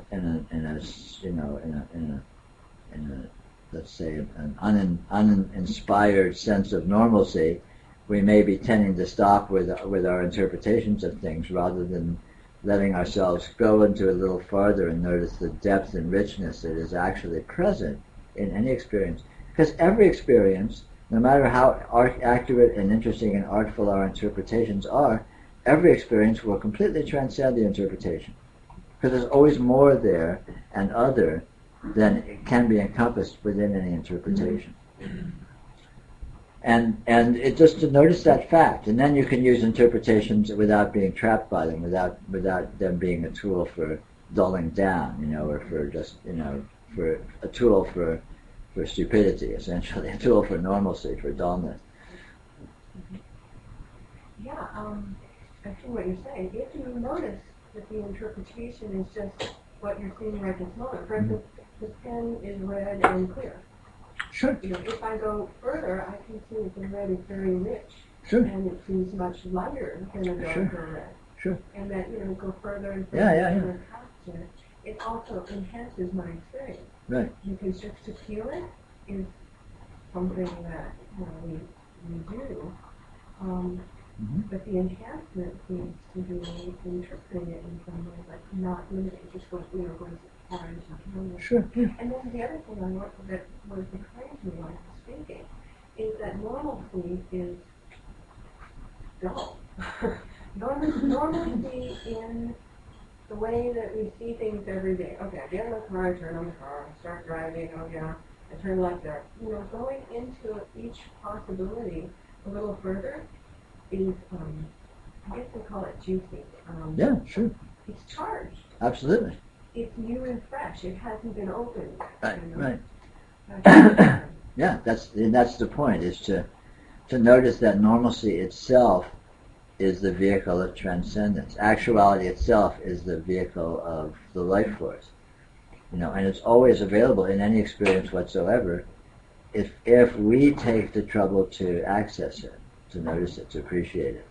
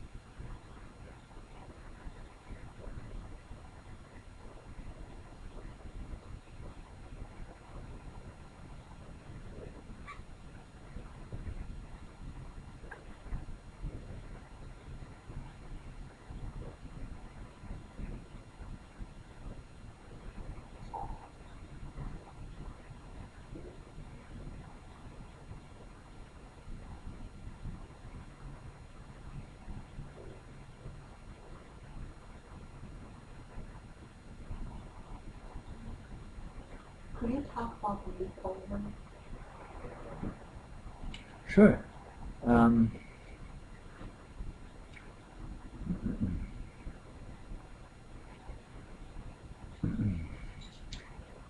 In Tibetan Buddhism, Dzogchen has, which is the highest approach to spirituality, Dzogchen has two main branches. One of which is called cutting through, and the other is called leap over. Cutting through is letting go of interpretations and being with the presence of your experience open-endedly. The leap over is a more active and deliberate, intentional engagement with the energy of your experience to explore its dynamism, to explore its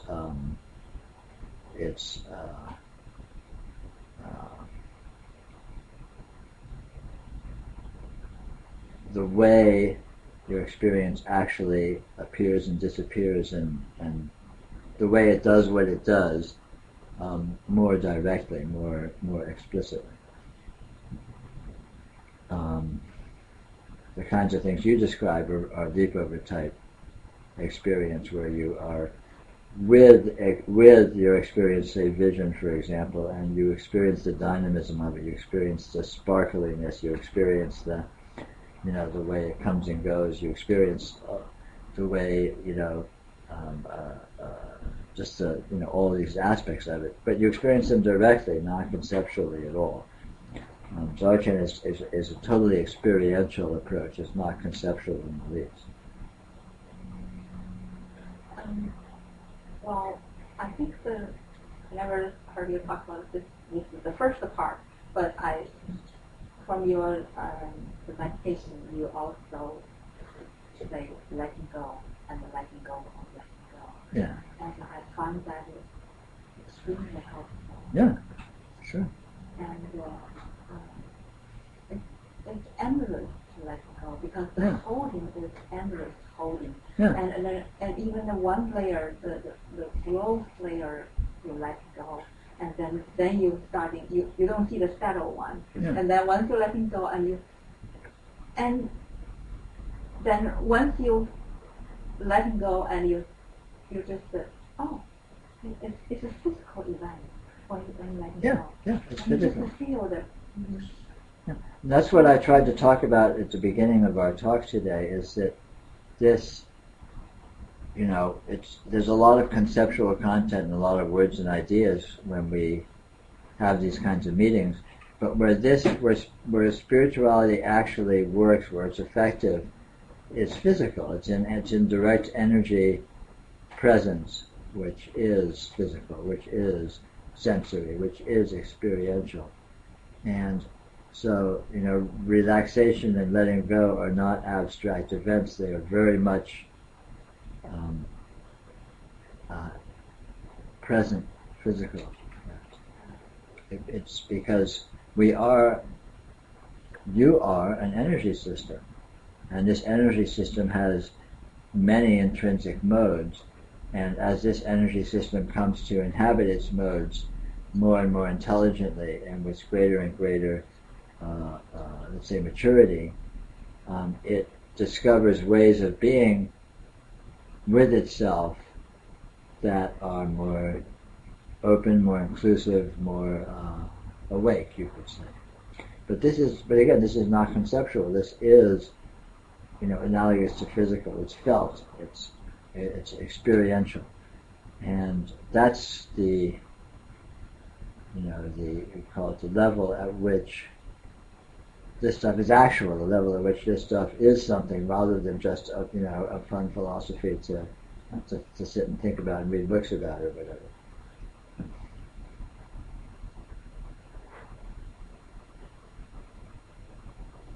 So what's the contrast with the cutting through? I'm sorry? The cutting through. What about it? What is the distinction between that and the leap over? Oh, cutting through is being with experience without qualification. Basically, just you could say it's a relatively passive condition of just being with experience without holding it to be anything. To be with your experience nakedly without qualifying it.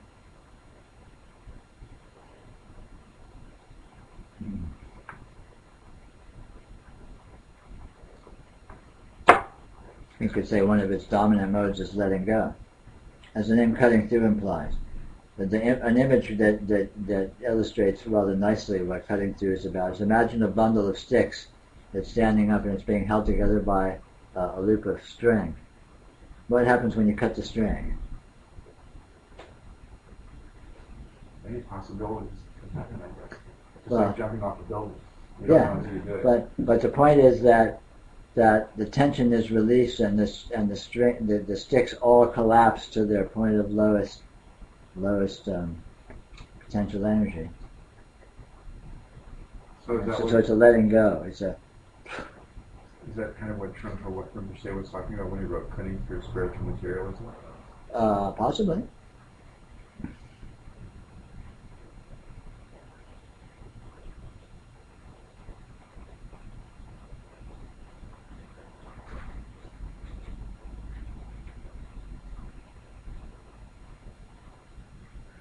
This is about cutting through any kind of materialism, cutting through holding anything to be in any way whatsoever other than how it is, which is not a way.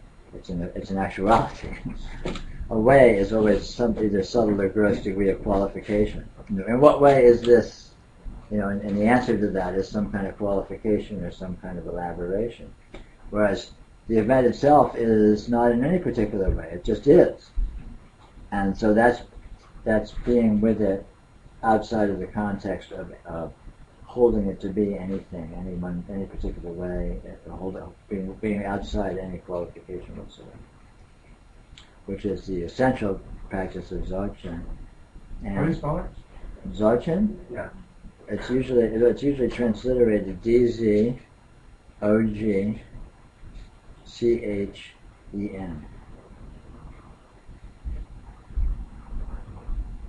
Yeah.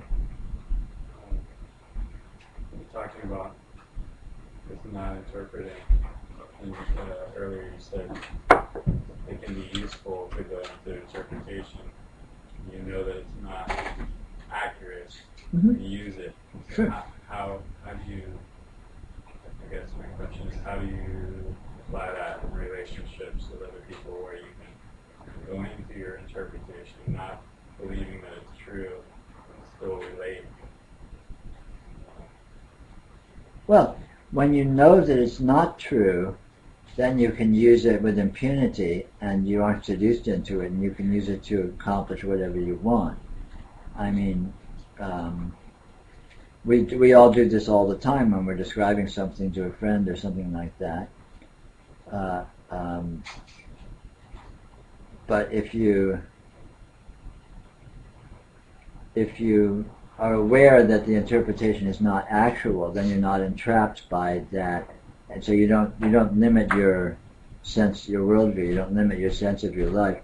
The only problem with not noticing that interpretations aren't accurate is we begin to believe our own spin doctoring, and then our life shrinks. Our life becomes a relatively shallower, more seemingly restricted experience because we're believing our own descriptions. And it's not that our descriptions aren't true as far as they go. They're just not comprehensive. They don't include everything. And so if we believe our own descriptions, we start excluding all of these aspects which, if we didn't exclude it, we'd have access to them. We could enjoy the richness and the lusciousness of our actual lives, and we believe these interpretations of our lives, which can make them seem a lot more threadbare and paltry than the actuality.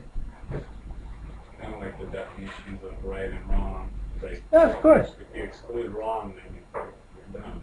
Sure. It's just that you just have this little pathway to go through.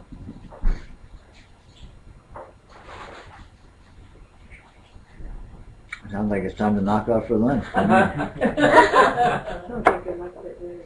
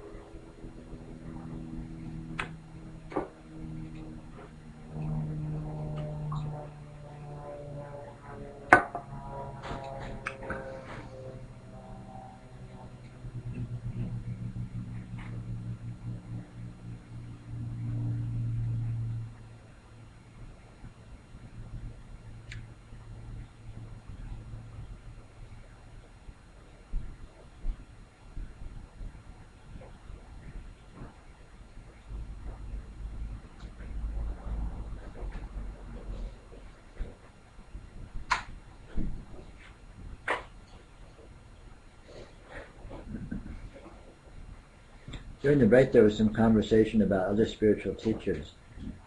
In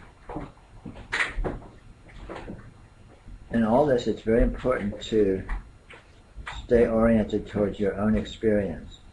What's happening up here is not important, doesn't mean anything to you, unless you can make it mean something to you, in which case it'll be happening in your experience.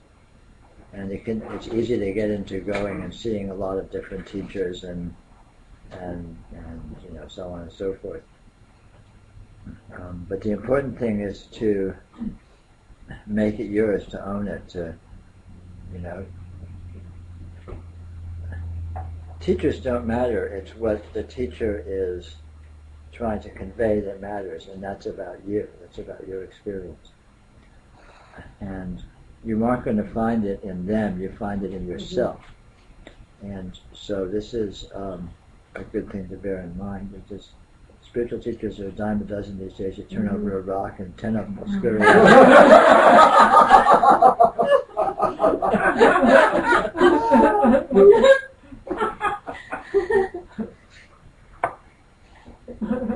So buyer beware.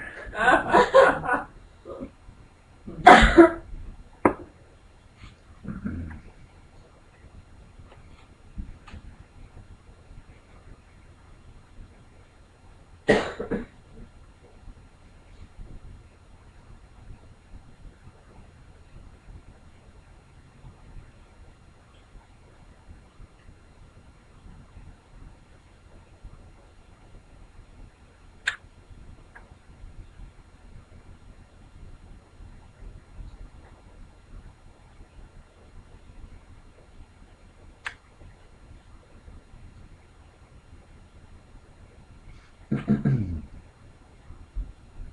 I guess that raises the question, how does one discern between one that's worth your time and one who isn't? Well, you're forced to rely upon your intuition. So again, you're stuck with your karma. You're stuck with you're giving it your best shot.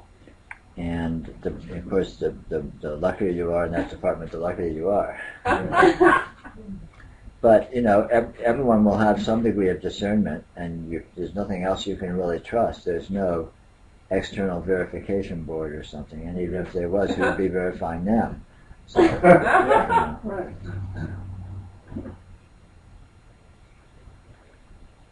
But in general, if you feel like you're getting something from somebody, you might want to give that another look, because it's the best spiritual teaching is about you. It's about empowering you, making you independent. It's like good parenting. Good parenting, you make your children independent. You don't make them more dependent. Right. And so a teacher that encourages dependence, or come back and see me, and by the way, the new month-long intensive is only $1,000 and this kind of thing. It might be some danger signs. Whereas if it's about, you have these abilities, all you need to do is actualize them, then that is empowering to you, and it's not just setting up a cycle of dependence. So that might be one kind of a more superficial kind of a warning sign. But that's true. It's true. Well, you might want to think about that, because the truth of the matter is you're not going to get anything from anybody. It is true that in the context of the right spiritual teacher for you, things can pop, things can happen, but it's not because they're giving you anything. It's just because they are the right catalyst to enable you to discover yourself. But it's all about you. It's all about what's happening out there, not what's happening up here. And a teacher that puts on a good show and all of that, if you're not going away feeling empowered, if you're going away feeling like you need to see them again to get more, then it's more like, sounds like more like a drug deal than a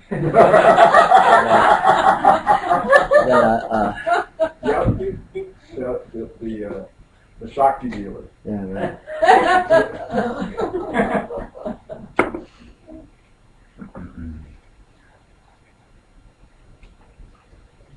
Yeah, Ajashanti has told people on numerous occasions to watch out, he can be addictive. Because Well, it's important to notice what is important, and it's very easy to. It's intrinsic in this kind of a relationship that there is all sorts of sort of pseudo-hypnotic things going on. There's no way to avoid it. I try and minimize it as much as I can consciously, but there is a lot of sort of basically hypnotic suggestion and things like that going on, which can be very powerful, and in the hands of a skilled artist can really make hoops jump. I mean, it can really just make the light now. The light is descending. I mean, it's really not hard to do that kind of stuff, but it's not particularly, and it can be fun, and there's nothing wrong with it as long as you can afford it. But it's it's not necessarily actually liberating. Right. And in my opinion, spirituality should be liberating. It should lead you to discover your own freedom, your own openness. It should be empowering to you. Like good parenting or good education should be, rather than setting up a kind of a dependency.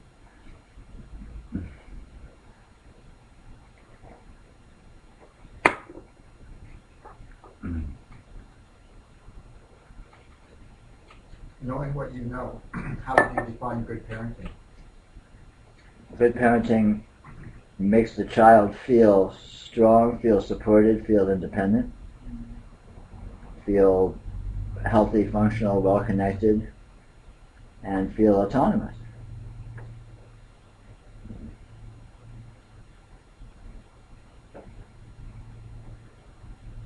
Good parenting makes a strong, vital, happy, functional, independent person. Yeah, fully alive, sure.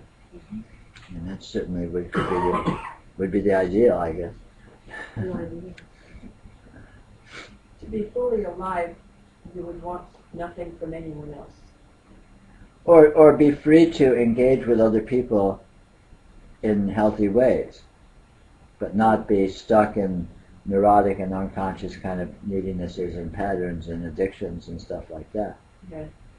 So you want to try and avoid, and minimize negative programming and encouraging subtle dependencies and power attitudes and slightly unhealthy self-images and so on, all that sort of thing.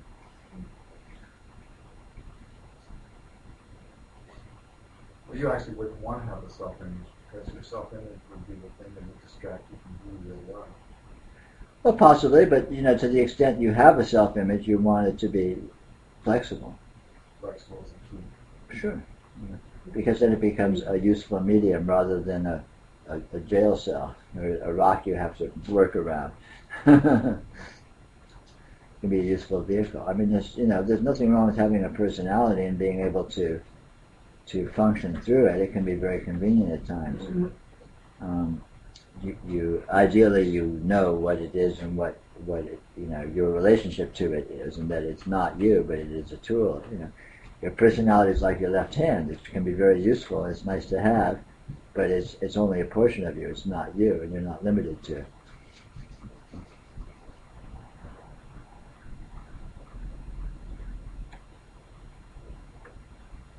And of course, knowing that is very valuable.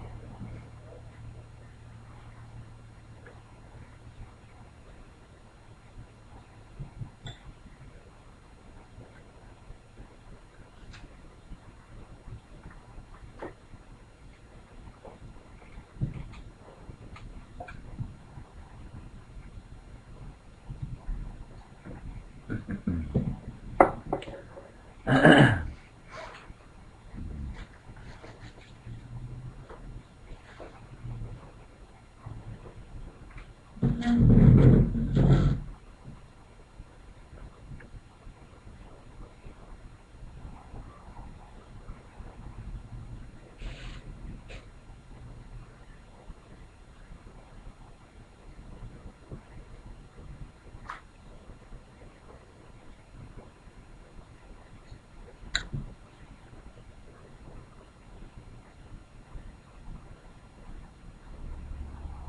a teacher, you no doubt learn some things along the way about how to relate this to people. Are there any things that really stand out in there, the things you've learned about presenting it to people? Be flexible, be non-dogmatic, be intelligent.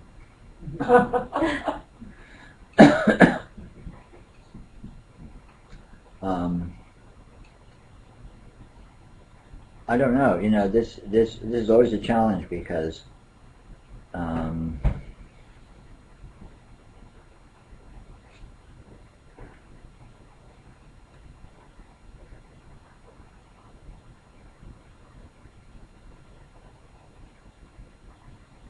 what this is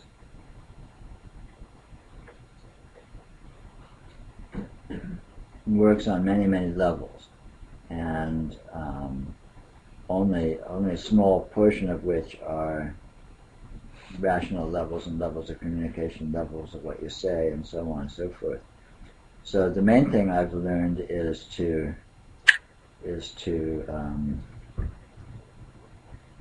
trust reality. Speaking from the point of view of me as a presenter, so to speak, for me it's been to learn to be hands off, to be contrived. You know, I have absolutely no idea what I'm going to do. I have absolutely no idea what I'm going to say. I have absolutely no agenda as to what I'm going to present. And so I've learned that that's the most powerful way to present it, and I trust reality to verify itself. Because I've learned that the more heavy-handedly I, try to, in any way sort of ramp up to presenting it, the more, the less powerful it is. The power doesn't come from me or anything I do. The power of this stuff comes from what it is, and it is that without any help. And also, that minimizes, again, the sort of hypnotic suggestion components that are, that are just rife intrinsically in this kind of a setting. If I try to do anything, if I'm sensitive to anything, is to minimize that and downplay that. Yeah, I'm aware of the fact that language can be a trance. That many of the phrases that come out of our mouths, everybody's, are just almost like a snippet of a tape loop that you're replaying that you heard somewhere else. Most conversation has an element of that. Yeah, sure. And the very fact of being in a trance yourself can be mirrored by the person listening to you. Right. Yeah. It sort of entrances them too. In yeah. a sense. And yet that's actually, and yet I use that. That's an essential part. It's a powerful part of this. And but I try to use it in a way that minimizes its seductiveness and maximizes its productivity. A lot of the phrases and the way I put things is for effect. It has it evokes a certain experience. So it's like, which is essentially a hypnotic technique. But if I'm artful about it, if I do it well, it will be beneficial and not just a kind of a temporary high. Temporary high or an entrancement or something. It'll be rather a little shift in like a little sort of a experiential dimensional experiment that takes you someplace that hopefully will be interesting or valuable potentially or whatever. Creates a little window or a little unexpected. Yeah, that there's where the potential for noticing or the potential for discovery may be present. You know something? One of the things you teach is that the words don't mean what we think they mean. Yes. And I happen to have heard this saying over and over again, but I saw it for myself.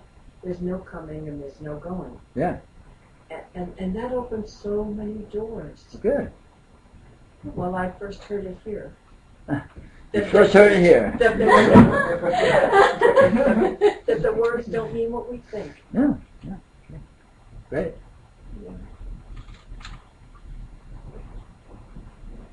That should go on the homepage of your website.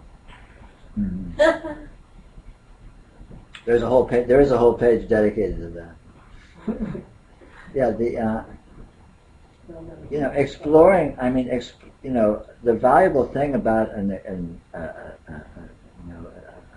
meeting like this, an experience like this, is to explore the relationship between words and experience. Explore all of these different things. Notice what happens when certain things are said and how it feels, and when nothing's being said, how does that feel? And when you're having an internal dialogue as a reaction to what's being said, how does that feel? And all these kinds of things, to really explore the way experience works, because that's where you get your mileage from all this stuff. That's where you really discover what's going on, is by discovering how this experience that is ongoing here actually does its thing. Just to notice it, to be with it, to notice all of it, because it's very slippery. It happens on so many levels and has so many different modes, and it comes and it goes, and it's just astounding range of modes that it goes into, and just to watch that in action, rather than just being sucked into it through the course of our lives, and doing this and doing that and taking care of this, and just to sort of get a little bit more of a panoramic view. At best this is like a laboratory where experiments are being run, and you get to watch these experiments being run. You get to watch the sort of the results and what happens when the experiments run, and so there's a potential for exploration here. There's a potential for exploring and discovering aspects of the way experience works firsthand, to give you a stronger sense of what this is, what's going on. Because experience is the Sphinx. Experience is the great puzzle. Experience is what confuses us and limits us, but experience is also are the sum total of our assets and our potential and our freedom and our opportunity. So this is the great challenge. This is just your experience right here, right now. And so at best, poking it and prodding it and putting it through its paces and checking it out is an advantage.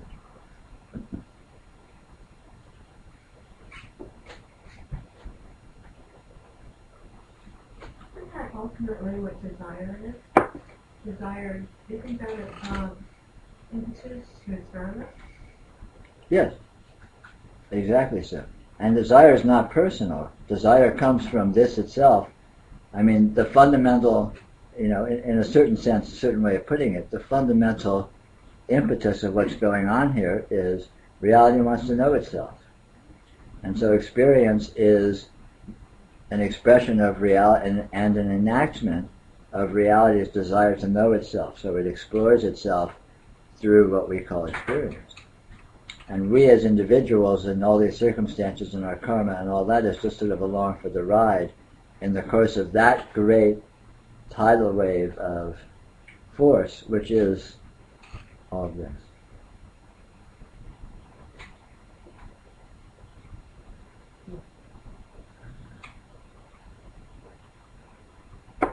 Yeah, desire is, in a fundamental sense, that's the answer to the question I posed at the beginning of today. Why are you here? Desire. Desire is the name for that force that makes things happen, that makes things what they are. Desire is why the sun shines.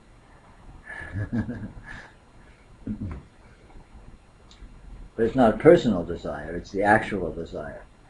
which is the desire of this itself to know itself, which is what you are. You are this, and your desire is to know yourself through this bizarre and incredible event. It's unlikely event, being a human being.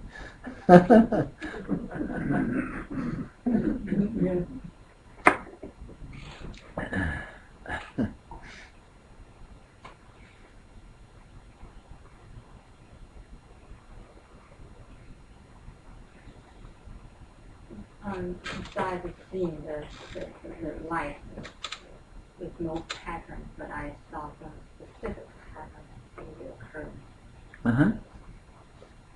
It's not important. It's just it's the golden rain and goes and bigger and very small to a golden ball and immediately disappear, became the rain again, like that. Yeah. Yeah, it has.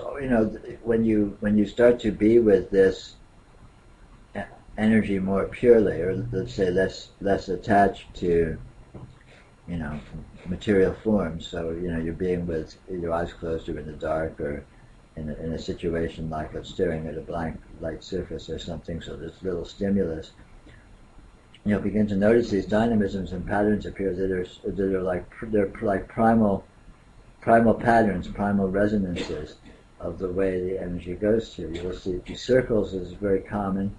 You will see, sort of like waves coming against each other. This is very common. You can see sort of like ribbons in the wind. It's very common. All kinds of shapes that will spontaneously appear. And not surprisingly, these are also the shapes you'll see when you look at one-celled life forms, because they are expressions of the same force. They are expressions of this same energy that shows up experientially for us, when we're in a relatively unstimulated context. The inherent energy, the forms that it tends to go to, the resonances, are the same resonances that it goes to on every level, including levels of materiality and so on and so forth.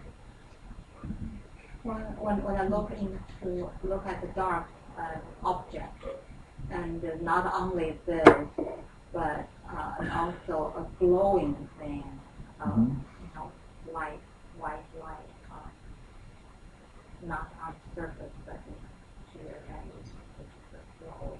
Yeah, sure. Yeah. Well, we're talking about just let's play with it. Let's have an experiment. So, if you'd like to, close your eyes and just look at the field of vision. It's dark. You'll notice probably some bigger sort of vague splotches of light. You'll notice lots of very, very, very fine little flashes, little snow, like an old-fashioned TV in between channels. And you'll notice sort of patterns coming and going, drifting in. You may notice sort of circles or shapes, and they'll sort of come in and be very ghostly and not necessarily well-defined and morph into something else. And there might be many layers of them all at once that are, partially appearing in different ways. And you'll notice movements, and every now and then something will coalesce and be very sort of defined. You might notice something that looks like ripples in a pond, and when you throw a pebble in, it's always alive. There's never anything static. See if you can find anything that stays still, that has any duration.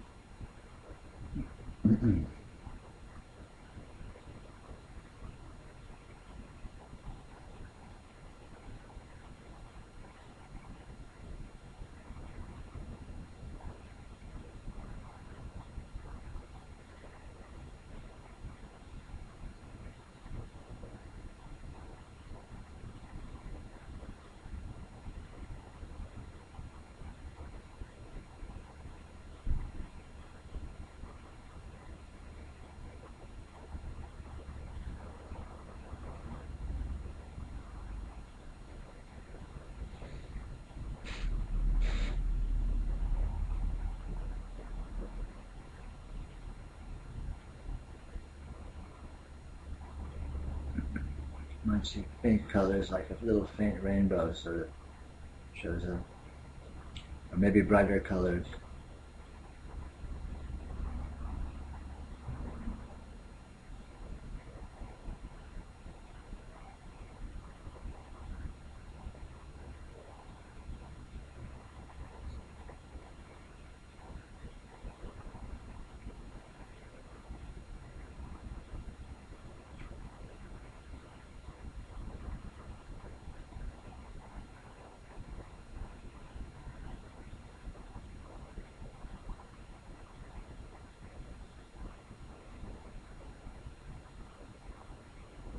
Notice how the attention spontaneously comes in and out. It'll sort of find a focus and go to it, and then it'll let go of it and move on. Sometimes it'll sort of open up to the whole field, and then it'll find another focus and go into it, that sort of thing.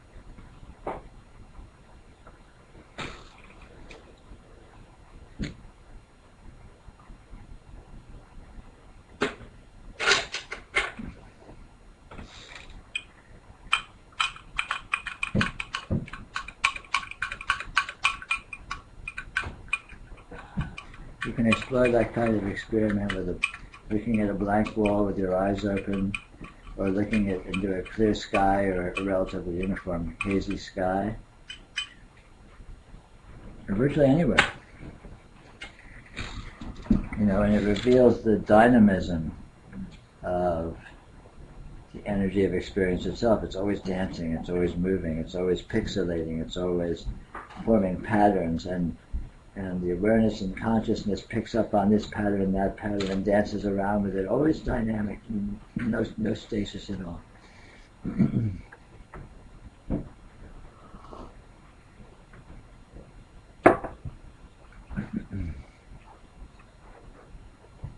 you can feel that with other sensations as well. Oh, absolutely. I've been doing that. I've been seeing that with my eyes closed for a long time. Sure. But I had a very strange one happen the other day. It was just intense warmth, and you read about chakras. I don't know whether that's true or not, whether there are such things as chakras, but I felt it as extreme, with like a hot sensation, and it was very bright. Like if I wasn't really seeing it visually, but I could see it. It was Sure. like bright white. Yeah. And it started there, and it started moving up. And then I don't know if whether this is a concept that jumped in it. They're working on my back. I don't know what that was. And they told me to straighten it. And I'm like, I was just coming out of, I was in a bad dream at the moment when this was happening. And so in my half sleep, I kind of felt like I straightened. I don't know if I did physically or not. And it kind of jumped up in a couple of spots. And the bad dream, when I woke up, the bad dream had kind of gone away, and there was just this wonderful feeling of peace. Like there was actually help somewhere Mm-hmm. or something. Sure. I don't know what that was. But the energy is endlessly patterned, and it's endlessly dynamic, and it certainly, the patterning tends to resonate into structures, which is what the chakra system is, and all these kinds of things. There is an intrinsic patterning to the energy that shows up across the board. And again, it's dynamic, and it moves through or resonates in terms of these patternings on an ongoing dynamic basis as part of its process of whatever this is. And it can look like anything. But it is always the same thing. It is always this energy exploring itself, this energy working with itself. So no particular experience is more important than any other experience. Although some experiences are more obviously singular, I mean, they seem to pop out, but that doesn't mean they're necessarily more important than something else. I felt like they were these little light beings or something that were working.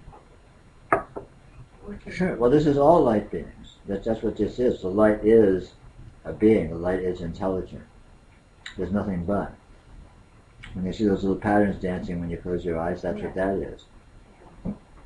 It's purposeful. It's intelligent. I've seen them in the water as well, in the shower. Yeah, everything is that. There's nothing but that. But they aren't independent. They are nodes of the radiance, and there's nodes of that on every level of scale, and they're not actually independent entities or anything like that. Right.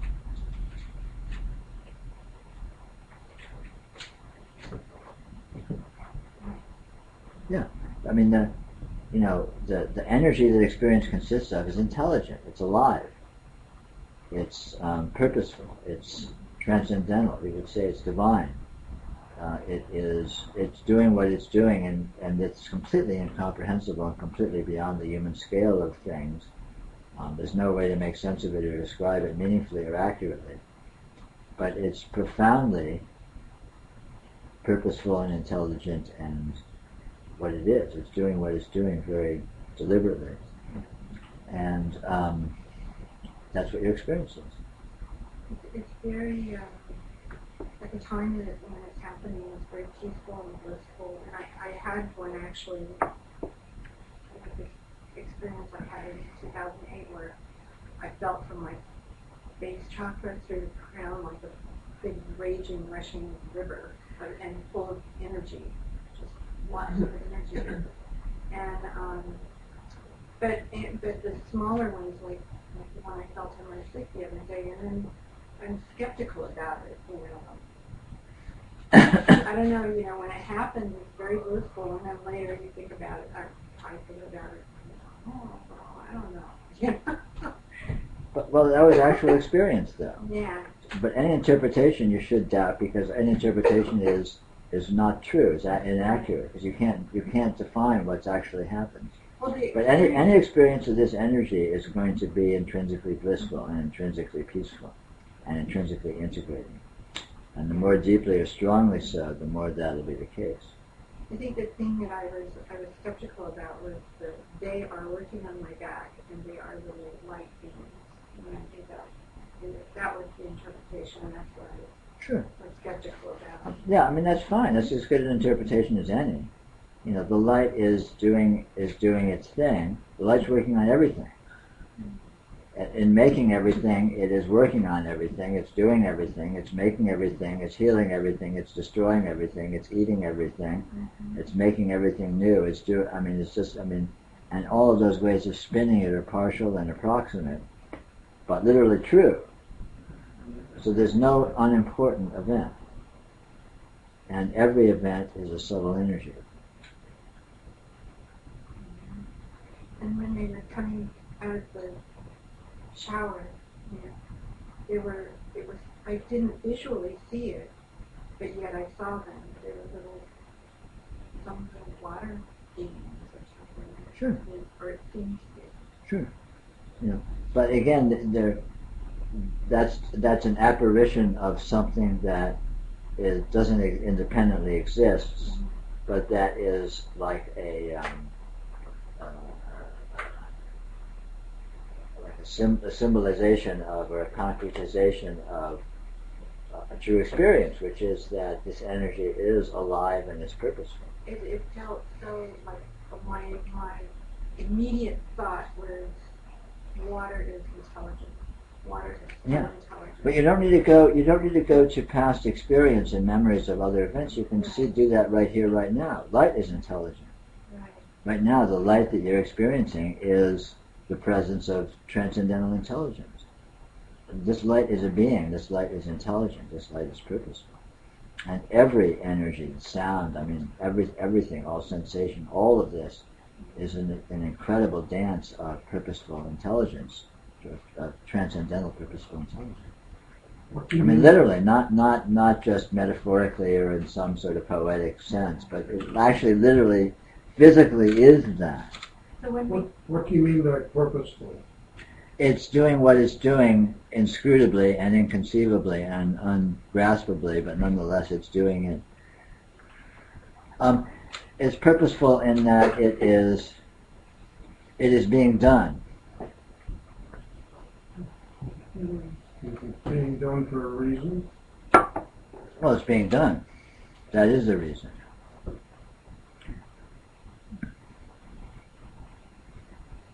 That's no reason at all.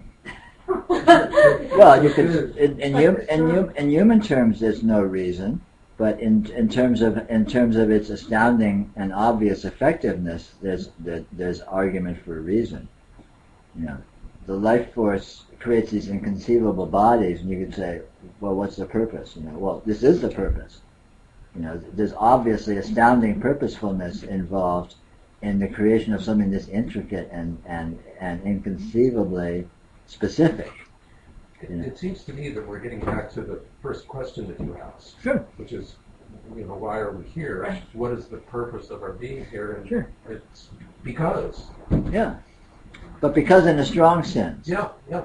Not It's a real because because. in whatever sense. Yeah. But because in a Yeah. damn right Yeah. kind of a sense. Look at the way galaxies form and the stars and the solar system, and then planets form and life can form on planets. This inconceivable functionality, this inconceivable structure that works together, with astounding precision to make these incredibly complex systems and subsystems function. And look at the biosphere. Look at all these life forms interacting. Look at this is astounding functionality, and it is being done by this energy that it consists of. And to me, that reads as inconceivable purposefulness. Speaking of the structure of the universe, I don't know if this is maybe diversion, but it's in my thoughts because it's in the news recently. I think that anything useful will be disclosed through the work that's being done with Higgs particle and the corresponding energy field that is uniformly permeating all of the universe. Yeah, sure. Well, all of science is productive and is useful, and no doubt new. I mean, in the context of the type of conversation that we're having here. Well, and ultimately not, because what is the case whether it's been discovered and observed and theorized or not, and those discoveries and hypotheses and theories will ultimately be outmoded by more precise ones in the future, forever. And yet, I'm sure Apple is champing at the bit, waiting to exploit the new Higgs fields for a new storage device in a decade. Your new iPod wristwatch or ring, based on Higgs random access storage fields, So it's all useful, I mean, science is useful, but it's never absolute. Because what this is not ultimately graspable. There's no final layer to the onion. There's no bottom turtle. And yet the adventure, science is a great art form. The exercise of intelligence and analysis is beautiful. It's laudable. It's an amazing enterprise. But from our point of view, from the point of view of spirituality, from the point of view of liberation, we have much more powerful tools than analysis and science, because we are the Higgs field already, and so we can explore that and be with that with absolute directness, without analysis, without needing to generate theories and hypotheses and measurements and so on and so forth. And again, in a strong sense, by being with experience directly, we can discover the astounding qualities that it intrinsically has, which are liberating, which are nourishing, which are empowering, which are beautiful. And you don't need a 37-mile cycle. You don't need any of that. You just this here is already that. This here is already the laboratory which enables all those experiments to be run. And you are already completely engaged with this, so this is doable. This is doable in real time. It's doable right here, right now, and the sky's the limit. And more powerfully still, the fact that there is no final answer is not an impediment in this context, because the discovery that is the truth is actually and objectively and finally discoverable. In other words, you can actually find that.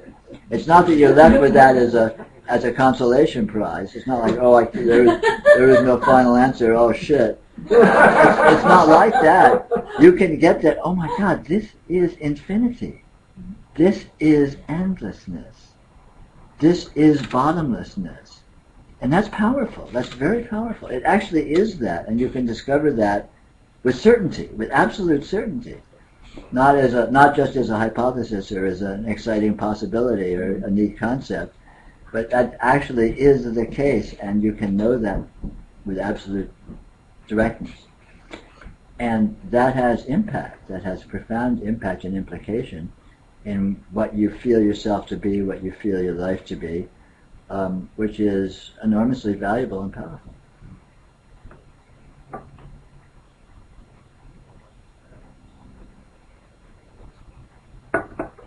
Dave's question, he asked about a reason, and you spoke about purposeful. Yeah. And that it came to mind that nothing is chaos, it's absolute. Right. And that to me is so powerful. Yeah. That none of this is chaos, and the purposefulness drives the desire so intensely.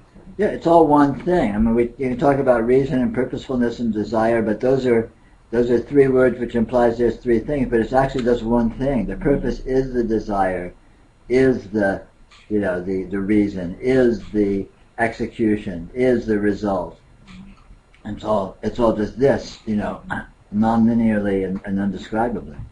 This is that, and inconceivable intelligence, and inconceivable beauty, and inconceivable meaningfulness, all just what this is directly. And we can abstract those qualities out of it, but you can't actually find them or separate them out, because they're just this. And this is what you are. You are this. You are all of that. You're nothing but this. There is nothing but this. This is you, this is the world. But the powerful point is you can know this absolutely directly and self-verifying. The purposefulness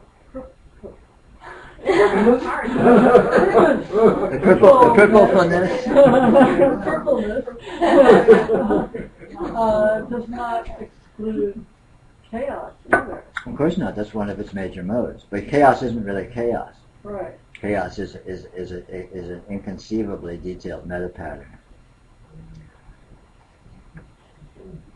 It's not simple chaos right. in a simplistic Yeah. human sense as opposed to order. Right. Chaos is No, it's a a form type. of- It's a type of order. It's a form of order. It's a form of intelligence. Yeah. Order equals intelligence, and there's nothing but forms of it. Yeah.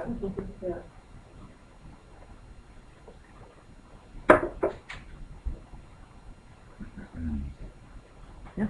Peter, sometimes you seem to talk in a two different,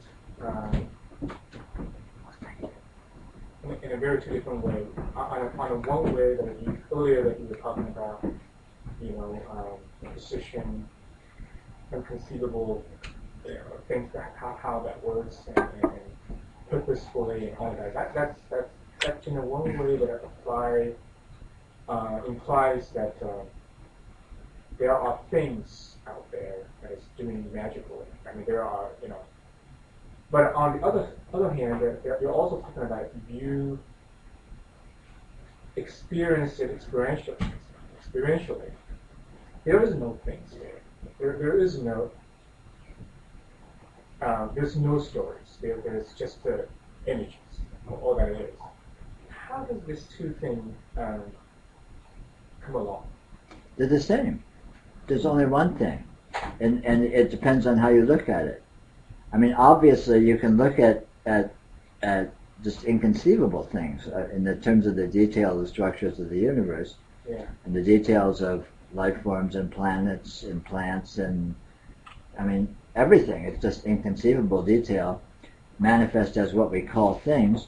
But then if you look at those things and structures, you discover they exist in experience, and you discover that experience is this amazing transcendental subtle energy event, or what have you, however you want to, rest with that.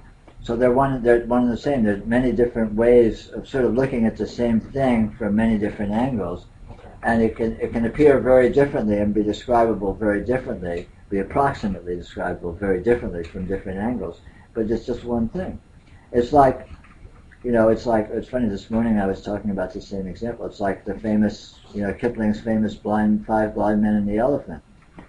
I'm sure you know that story, right? Yeah. So, what does the elephant look like? Well, it depends how you look at it.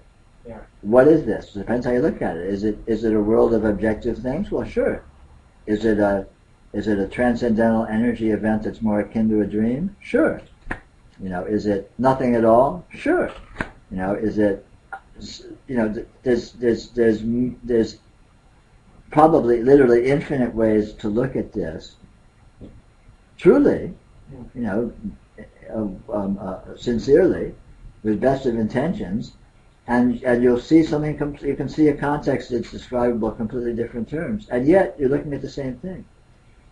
So the point is to get that it's not one or the other. It's what it is, and what it is completely transcends. I mean, you hear me use this word transcendental all the time. What I mean by that is it completely transcends any human category. It completely transcends any normal human concept of what a thing or a condition could be. It is its own thing, literally, and you can't look at it in terms of being anything else, because it will be more than that. In other words, you can't find a final version of it categorically in terms of categories, because it's its own category. Yeah, there's two angle that you're talking about. One angle seems to imply that there is a world outside of you. Sure. It acts and performs in incredible detail and precision that you cannot grasp. Sure. But on the other hand, it's just that these are all illusions, and, sure. And it's nothing. Boils down to nothing but just the energies, and they have no patterns. Sure. And just the totally seems to be random. Sure. Right. And these two notions of it, sometimes it just creates so much confusion. I mean, which side of you are? But I guess it's. I think if I get to your point right, is there is no right answer. There is no final version. It's just because there's no either or, right? Yeah, they're both true. in their own context. It's like asking, is an electron a particle or a wave? Well, the answer is yes. Well, how can that be? If it's a wave, that's not a particle. If it's a particle, it's not a wave. It's not like that. It can act just like a particle. It can act just like a wave. And if you don't like that, it's not the electron's fault. It's your problem. The electron doesn't give a shit. It has no problem at all being like that. But this is measurable. It's observable. You can repeat the experiment again and again and again, and you'll come up with, well, electrons can behave exactly like a particle or exactly like a wave. And, wow, that's weird. Okay, it's weird. So electrons are weird. Cool. Big discovery. Yeah. But this is weird. Yeah. But the approach that scientists take is an approach that assumes that there is a world outside of you, and that you can see it, and you can feel it, and that Right. sort of thing, right? I mean, that's the whole world of the science. Yeah. And the fundamental assumption, that's how they're approaching it. Whereas spiritually, in a way, that it's the opposite. Well, ideally, it shouldn't be the opposite, in my opinion. The problem with the materialist scientific approach is they are denying a very important quality, which is that everything they're measuring exists in experience. So all physical properties exist in experience. They exist, sure. They're there, sure. They're measurable, sure. But all that occurs within experience. And to just assume that that's irrelevant is a pretty big assumption. And I think it's unwarranted. So the fact that it occurs within experience may be a neutral condition that doesn't actually affect the measurements, but it may not be. And so I think that science is cheating by excluding such a major fact. To just assume that objective events are objective, even though an objective event has never been actually experienced. No human being knows that objectivity exists because we experience it to the extent it exists, if it does, through subjectivity. And you can't deny that. That's completely obvious. So objectivity has never been found, and yet science jumps to assuming that it is actual and assumes that subjectivity is just irrelevant and transparent for the purposes of their investigation. And I think that's a bold assumption. And I think they're taking liberties making that assumption. But if you look at, well, what you're looking at is experience. When you look at objectivity, manifestly you're looking at experience. There may or may not be an objective world, but we can't access it. All we can access is our experience, right? So when we're doing measurements, the measurements are occurring where? Within experience. When you build a cyclotron, where's it being built? Within experience. So, you have to acknowledge that is the case, because it is. It's self-evident that that's the case. And to assume it doesn't matter is a big assumption. Maybe it doesn't, but maybe it does. Maybe it's of the essence.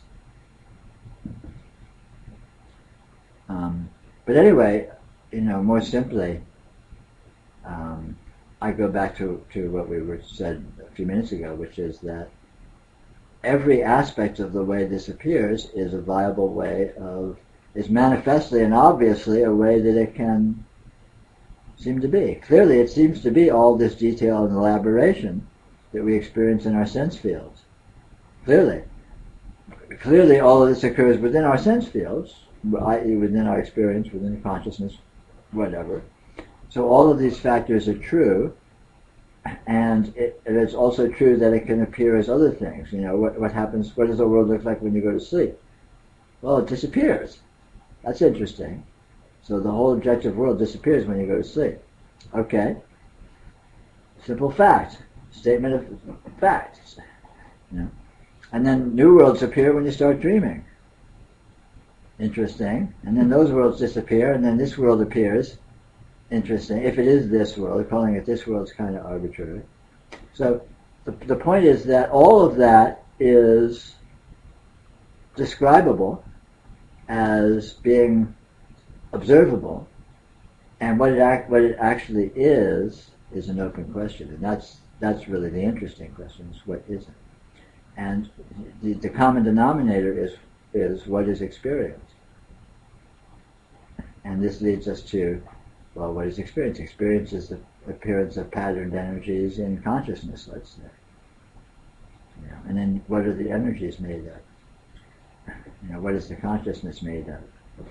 How does the dynamism of that work? How do these energies appear? How do they disappear, if they do? What's going on there? And we can experience that very directly and explore it.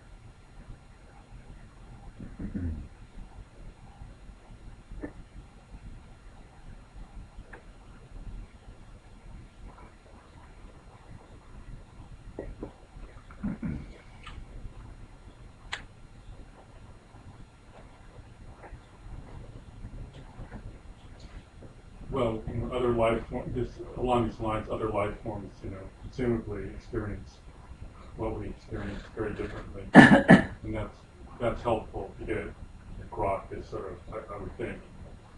But you're talking about a knowing that, to make a statement, well, I'm not a human being, or that sort of thing that, implies that you tap into a way of knowingness that transcends the normal patterns, and that there's validity to that. Well, to say it transcends normal patterns is to define what you think normal patterns are, and I think that's a leap. In terms of the way other life forms experience, we can only hypothesize. Yeah. If there are even any other life forms than you, we can only hypothesize. Yeah. If we're really empirical, we have the very strange state of affairs that you are the only inhabitant of your universe, and if I exist, I'm the only inhabitant of my universe, and that's a very strange state of affairs.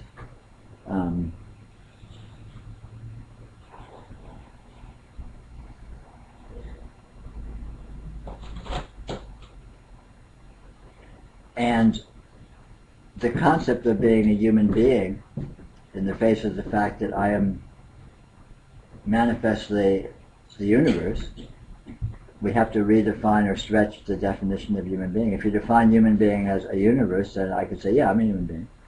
And obviously we have to, since a human being is a universe. Then saying a human being means a universe, and then I can say, yeah, I'm a human being.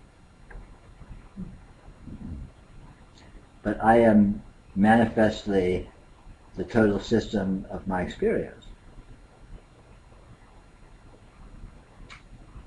Because there's no basis for excluding any portion of my experience.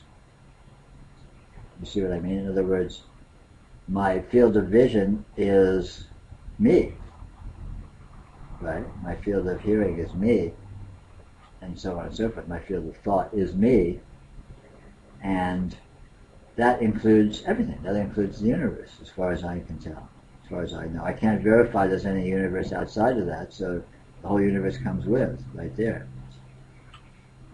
Literally, I don't mean in an abstract sense. Quite the contrary. You have to go to abstraction to postulate a universe outside my experience, and that's easy to do. I can say abstractly, maybe it is, but I can't know that, because that's an abstraction. It's like saying maybe, Santa Claus is at the North Pole invisibly running everything. I can't disprove that, but it's an abstraction that I can hypothesize, but I can't know it. Likewise, I can't know that there is a world outside of my experience. And I can know that my experience includes what I think of as the whole universe. The Andromeda Galaxy exists in my experience when I experience it. The sun exists in my experience when I experience it. The whole human race exists in my experience when I experience it. This body exists in my experience when I experience it. So everything exists in my experience, and the field of experience is what I am. So experience stripped of concepts, that's... Well, concepts exist in experience. You don't need to strip them. Concepts are fine, but concepts are concepts. To view them in the right perspective, as opposed to believing them, which we do, which most people, unawakened people, do more or less, believe concepts. Yeah, but if you look, it doesn't take a lot of serious analysis to discover that your concepts are going to be inaccurate. Sure. For the simple fact that the actuality of an experience. Concepts refer to experience, or aspects of experience, let's say, and the actuality of what experience consists of is much more multidimensional. Let's call it much more information dense than any concept or series of concepts can contain. I mean, it's really easy to establish. Well, yeah. I mean, It doesn't require realization or superior functioning to. I mean, that just requires a little bit of serious thought. I mean, but if you accept it more or less on the theoretical level, it's quite different than experientially. Well, when you see it on the theoretical level, you can get the experience of it. Well, You can look at this and you can. hopefully. Well, I mean, but it's very simple. You look at this and you can say, oh, it's a glass, it's for holding tea, it's this, it's that, it's the other. Like when you write, a paragraph or a page or a book or an encyclopedia about this thing, and then you look, have I covered everything about it? And the answer is no. Well, you write another couple of thousand encyclopedias, and you look again, have I covered everything about it? And the answer is still no. The answer is going to be no matter how many encyclopedias you write. So it's clear that the experience transcends any linear description or descriptions of it, no matter how detailed. And once you get that, it doesn't, there's not much of a leap to just, well, I am experiencing this, and it eludes description. I mean, I can describe it, but my descriptions are approximate. And this is, even if it accords to some extent with my approximations, it is more than that. Undeniably, it just is. And yet I am experiencing it.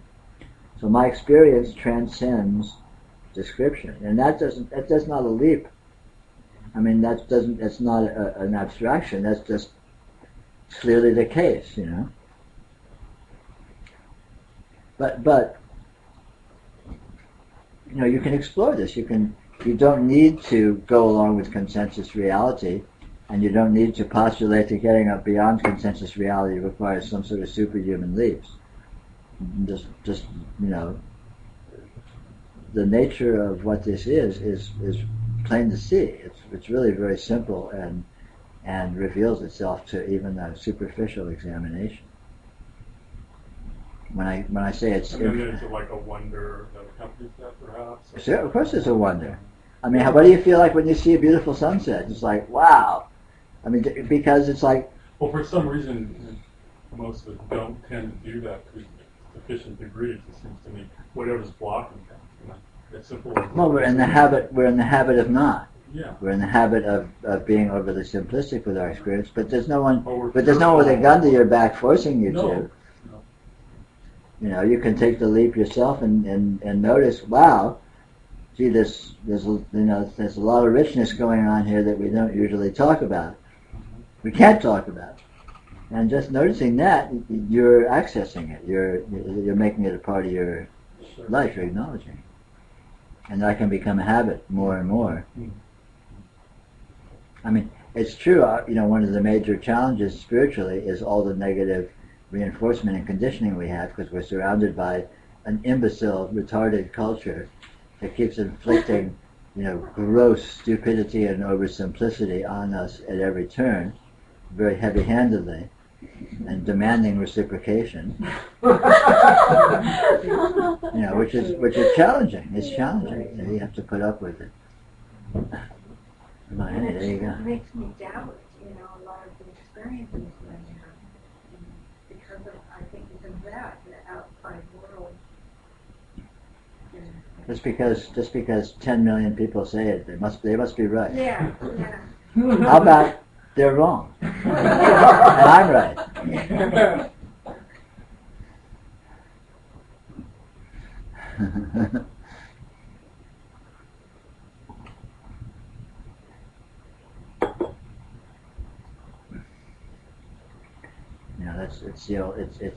It's one of the primary mathematical equations in spirituality is 10 million stupids don't make us smart.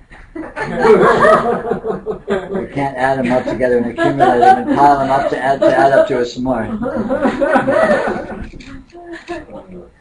10 million errors don't make a rightness.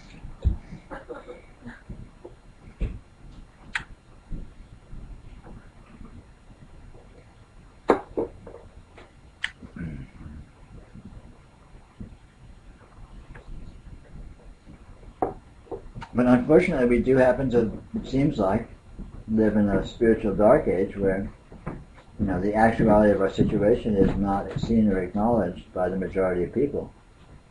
So, if you approach this stuff, you have to, or you will learn to develop a certain self-reliance and a certain rejection of the sort of bombardment of implicit claims to the contrary that you get from the culture around.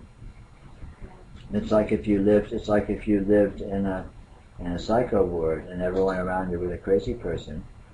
You would either, if you were going to bow to peer pressure, you're going to start acting like a crazy person, or you're going to develop coping strategies and become more self-oriented. But you can either orient towards truth, towards reality, or you can orient towards popular opinion, And at this point in time, that seems to be quite a dichotomy. So I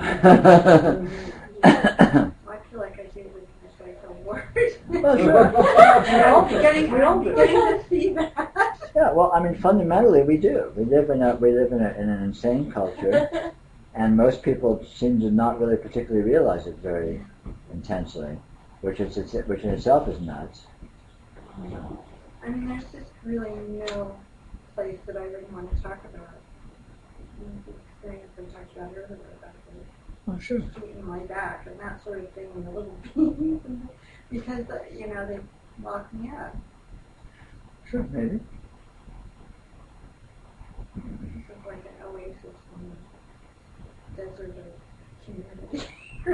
But you really do not need external validation to experience what you experience. Mm-hmm. The experience is what it is, regardless of what anyone says. Mm-hmm.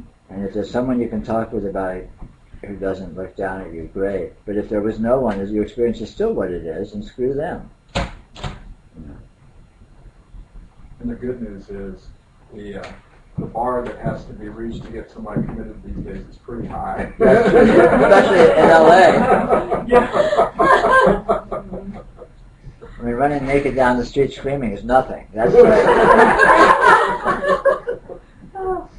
Yeah, now with cell phones, you could be talking out loud all the time. Yeah. And then it just talk to itself. Should we have a little break? We can go till about 3 today, I think. It's about 10 of 2, so why don't we knock off till about 2, and then we can squeeze in a final hour, if you like.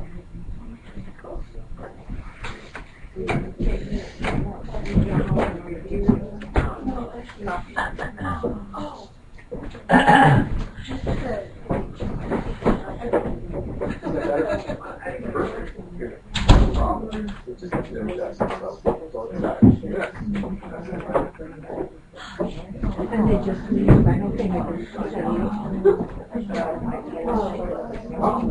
Yeah, I can do that. No, I just lost.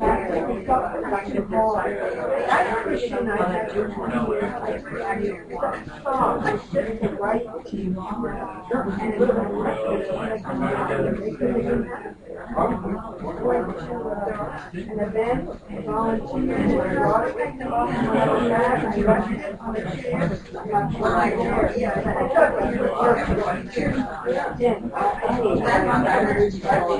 Yeah, I know, it's on record, because I have so many.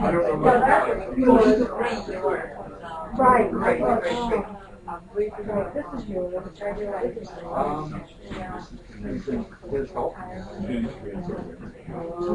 Hopefully the next time I come out, I don't need If you need, I had this business on Wednesday. I was going to Santa Barbara work up there. And it's more focused, and his physical energy seems better. He doesn't tire as easily. All those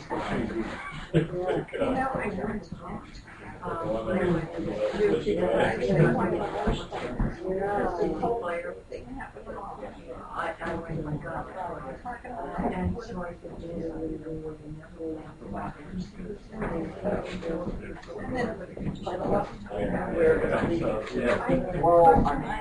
It's hard to say at this point in terms of them having I don't know. I don't think he and you have to get his physical strength back first. That's the first step. And then he can. Do you know where?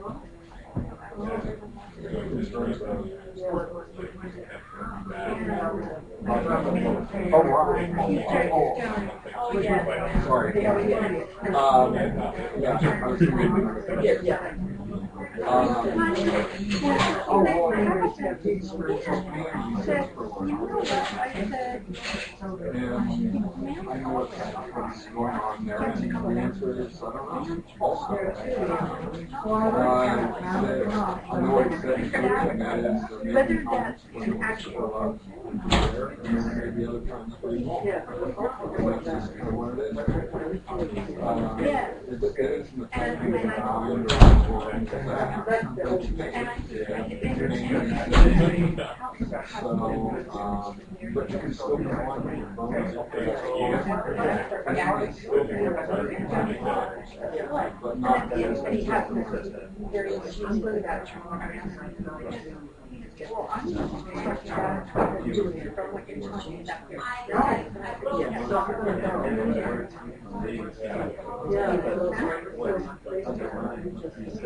Yeah.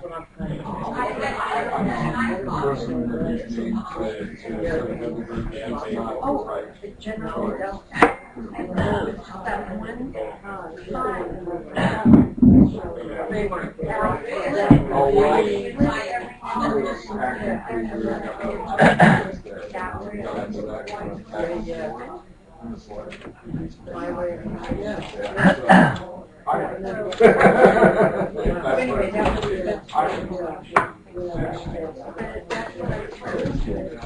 I'll let you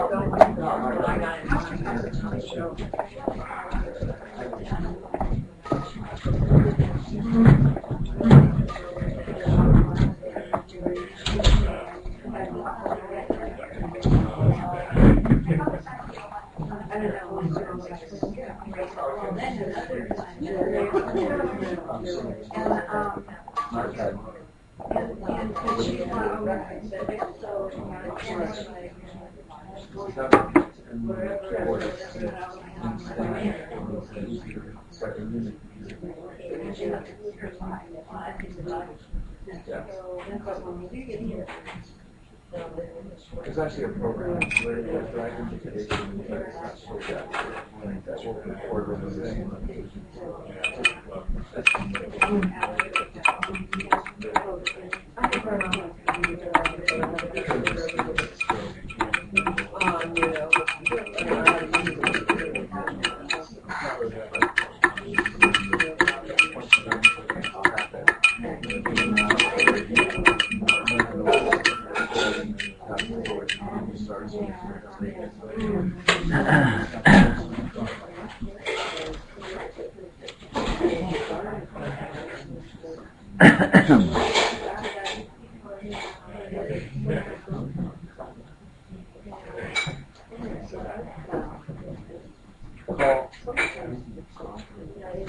Call Nancy at 7 tonight.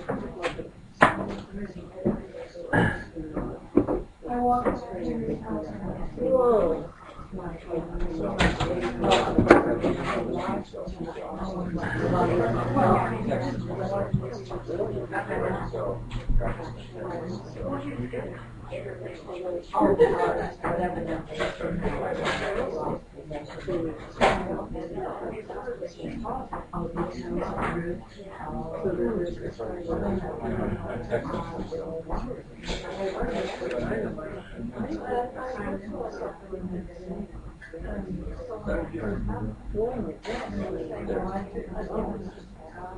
No wonder.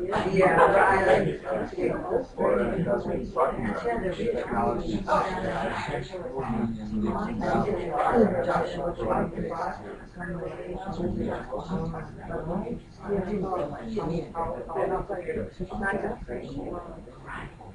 That's one of the programs I use.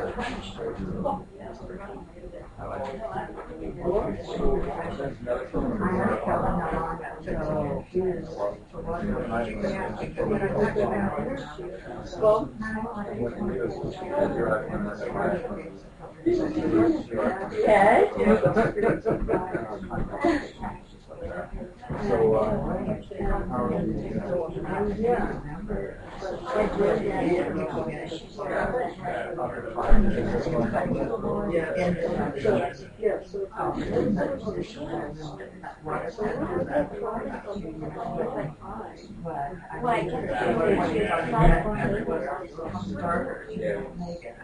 And so they're shouting in the head that actually is even more but this unfamiliar company myself. There's yeah, well,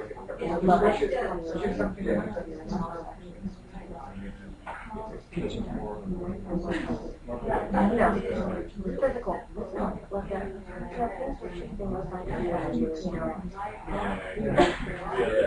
You're being comfortable.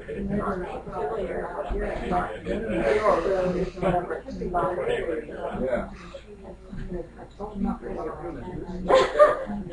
I'm afraid they don't listen to me.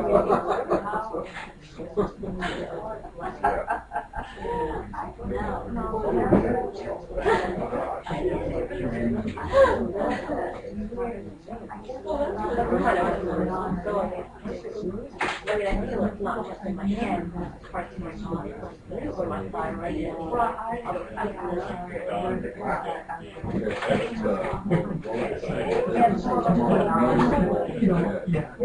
it's most of the it's kind of the head is sort of like it cannot be denied sort of experience. Right up front. Yeah. The other stuff is more, all through within the body is that's an interesting thing. If I pay attention to it, I'll be like, wow, I didn't notice that now. But the head stuff is occupying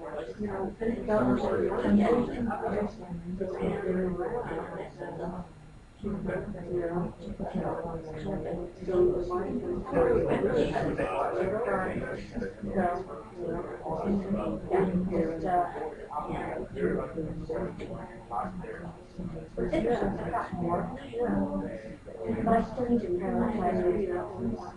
It's almost like I'm quickly just being less better things. Yeah. But I'm doing that. I want to get more energy. It's very odd.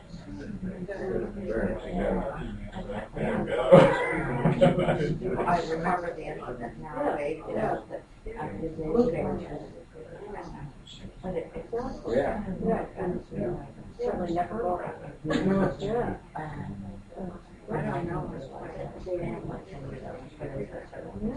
Oh, that's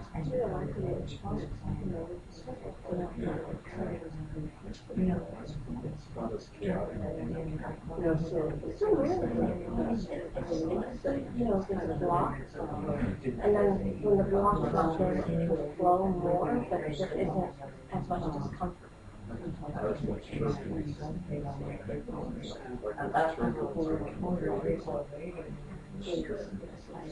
Right. Something like that. Yeah.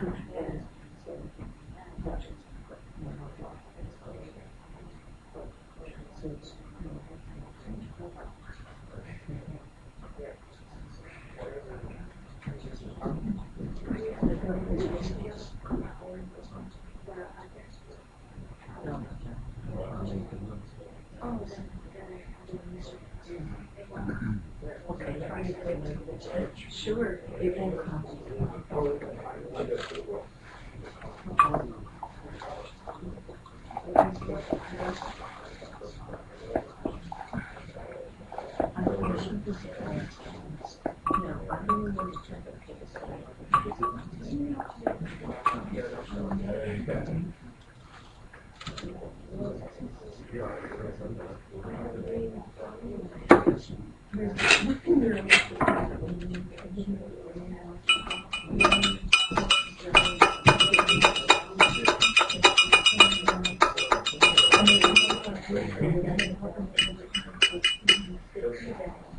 Are you bringing the Dharma bell? And during the chai cup, is there a difference? No, there's none of us. One man's chai cup is another man's Dharma bell.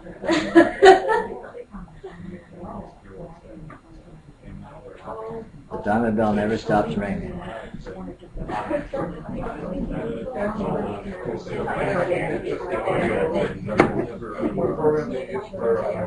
I think you're right.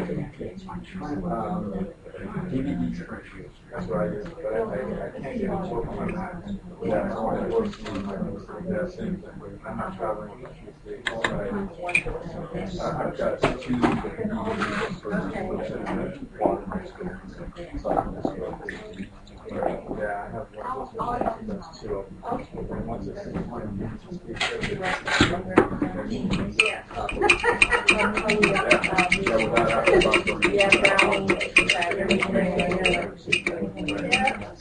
I just wanted to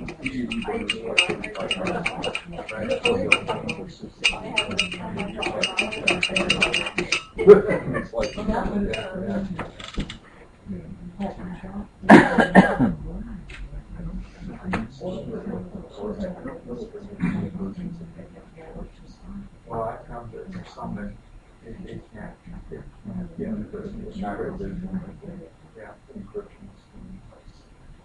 Shall we resume?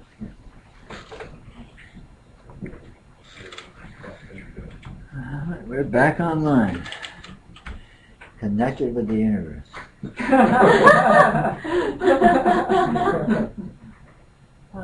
Can you talk about integration?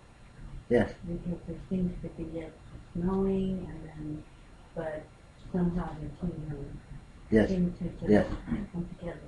Yeah. In practical terms, integration is a major aspect of all this.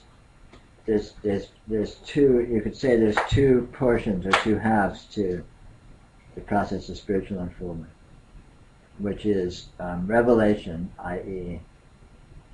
seeing, knowing, catching, hitting on, wow, just getting a hit of what's going on in a very direct way. Mm-hmm. And then there's another process which is integration. Because this revelation in integration. Yeah, because this revelation alone is not generally enough. For some people there may be an instant integration, but I would say in general that's not the case. For most of us, it seems like the process of spiritual unfoldment will consist of ongoing events of revelation and an ongoing process of integration, which can be very prolonged, or not, depending upon your individual experience. And because it's important to understand that you don't leave your normal human life behind. You don't leave your history behind. You don't leave your previous experience behind when you move towards realization. You discover what it is, and it comes along with you. You don't lose it. It persists. And yet, what you are discovering in the process of revelation is so radically startlingly, shockingly different than the contexts that we have been exposed to in the course of our upbringing, that for most of us there's a big disjunction between we're getting these amazing, astounding, transcendental hits on wow, this is incredible what's happening here. But then you go home and you're fighting with your spouse and your friends are, doing up to their old tricks and you have to pay the bills and you stub your toe and all this, the ongoing details of your life go on as they were, and you say, well, what's up with that? How does this work? How do you have this amazing, inconceivable, transcendent revelation and then this sort of sucky normal life going on too? How does that work?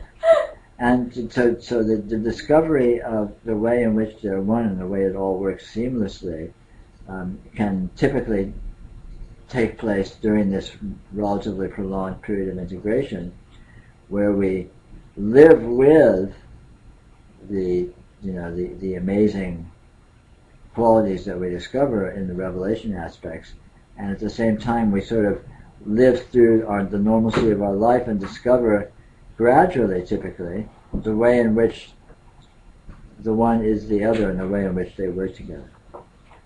But in the meantime, it can feel very schizophrenic. It can feel like, on the one hand, gosh, you can feel like you're living in two worlds. You can feel like, well, there's all this amazing spiritual stuff, and then there's this bizarre normalcy of my pathetic life, and wow, what do I do with that? Because it doesn't go away. I mean, the fantasy is you get the revelation and you're going to get carried away by angels bodily into heaven and leave your life behind, and but it doesn't usually work like that for most of us. That's not usually the way the actual thing seems to unfold. The question that arises is, well, what is being human? What is that in relation to being nobody, being nothing, being not a person? How do you act? And this is what we explore, and this is what we discover during this phase of integration. And it can be prolonged, It depends. I mean, for me it was like 24 years or so. Is there a point where it starts to more mesh together? Yes. It will ultimately mesh, and it will ultimately resolve into one thing. But that means ultimately. So, and there's no way of predicting how long or short that will take, because everyone's so different. Everyone is completely different. So in the meantime, we just do what we do. And that's what the process of integration looks like. The process of integration looks like living with this amazing revelation in the background of being a normal person, being in your life. And you just confront those two, and those two just sort of bash up against each other, or whatever, over a period of time. Yeah, over a period of time. But eventually, they interpenetrate and they fuse and they becomes one thing, and you see the way in which it all works. And the simplistic fantasy is the revelation alone is going to do it, and it does ultimately, because that's what does the work. But it doesn't necessarily happen like magic. For most of us, there's this relatively prolonged period of sort of living with it, living it. Is it kind of like dying into it, relaxing into it? Sure, all that. Just letting go, so to speak. Yeah, letting go, and also it's learning. It's learning the way in which normalcy is not normalcy, and learning the way in which transcendence is not transcendence, and learning the way in which they're actually one and the same. It's developing subtlety, it's developing nuance, it's developing the ability to be with complexity. It's a period of self-education, really. But it's spontaneous and it does itself. So all you have to do is just hang in there and go through it, and it does itself. It mixes itself and then goes through and comes out. Peter, would you say that part of the integration is the acceptance of the mystery and the non-resolution in the sense of absolutely the mystery? That's a part of it, absolutely.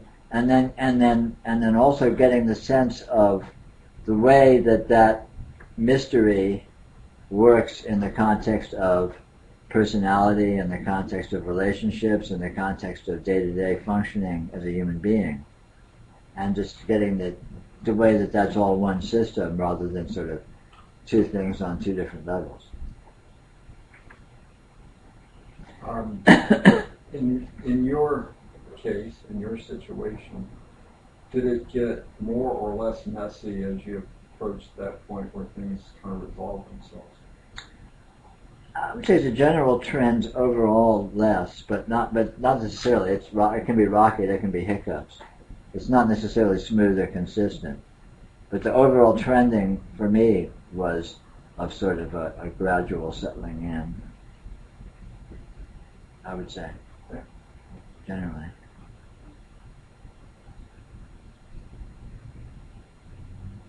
So once you have like a revelation, and it's sort of like a done deal and it's doing itself. Yeah. Yeah, the integration does itself. But, the thing is to be prepared for it, because, the simple fantasy is you have this amazing experience and you think, oh great, I'm done. Right. But it doesn't work like that. The experience is absolutely viable and powerful, but you have to make it a part of your life. It's not like you get to leave your life behind and all of a sudden go into, bodily into heaven, or not simplistically. Ultimately, actually, you do, but you have to discover that you are, which seems to take time. Yeah, for me it was, I don't think, I've always been interested in Eastern philosophy, for example, but Sure. I didn't know a lot about it. I hadn't really gone into depth Yeah. study about it. So Sure. when it happened to me, it's like I didn't even really think about it. I just knew that I was in this incredible bliss Yeah. for many months. Sure. And without physical pain for a year and a half. Sure. So it was miraculous. Mhm. And that's all I knew. Yeah. Until the pain started coming back, Uh-huh. and the depression and stuff. Sure. And that's actually fairly typical.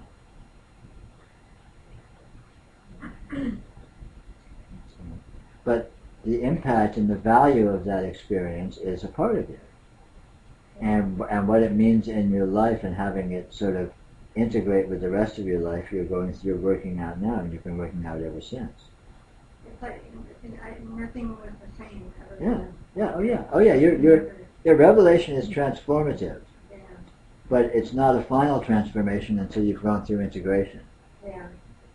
And I have little revelations along the way. Oh yeah. Yeah. But that one experience was like incredible. Yeah. Sure. But that's how this works, But both of these aspects are a part of this for most people.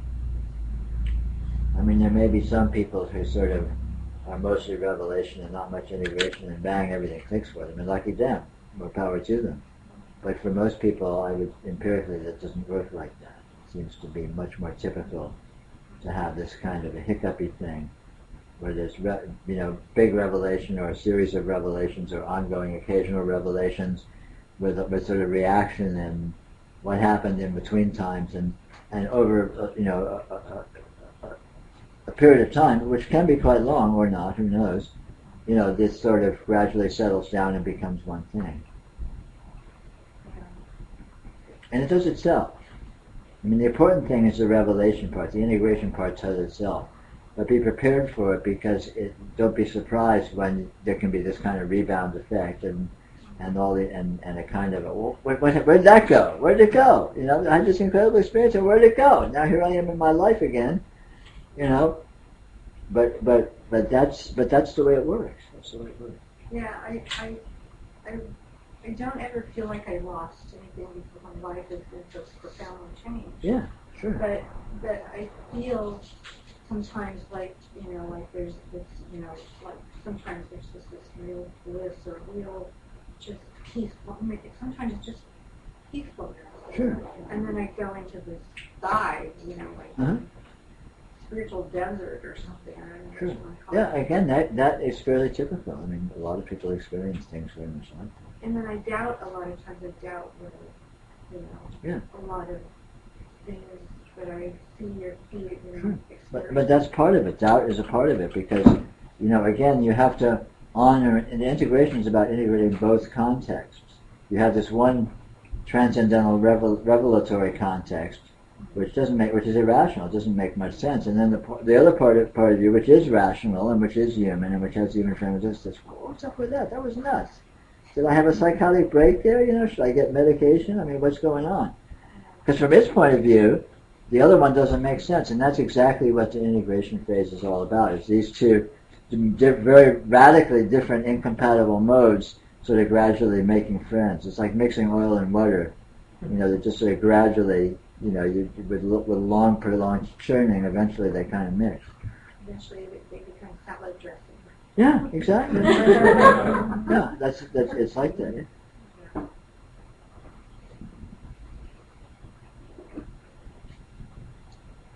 But that's a very good point because it's very easy to have a simplistic idea that get the revelation and then it's all done. And in a certain sense it is, but it's not over. It may be done, but it ain't over.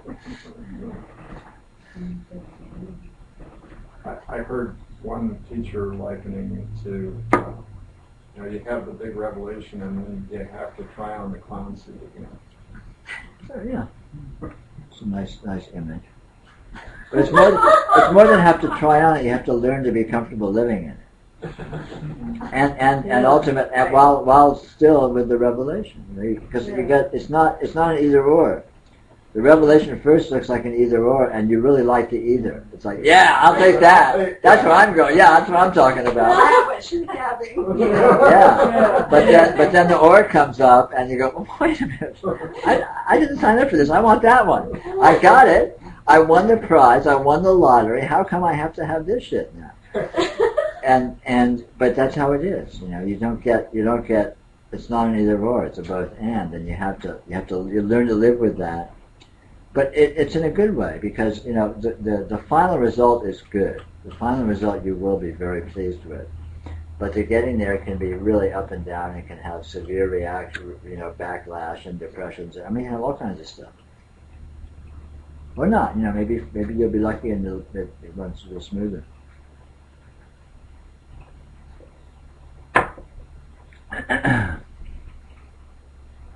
Seems like a lot of the integration is just made up of multitude of very small moments of where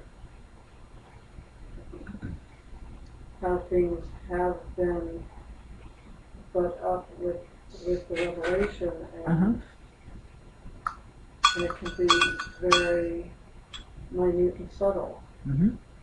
Sure. Yeah. That's a kind of gentler version. Mm-hmm. Nice. Consider yourself fortunate. It's not like that all the time, but it's not like that a lot. Yeah, good. Well, good. Yeah. But yeah, it's a juxtaposition of two things that are basically fundamentally incompatible, and they kind of learn. It's much stronger than that they learn to live with each other. In a profound way, they become one thing. That's actually greater than the sum of their parts. Yeah. But it doesn't happen until it happens, and it looks like this kind of a, gentle or not so gentle sort of a tug of war or some degree of friction in the meantime.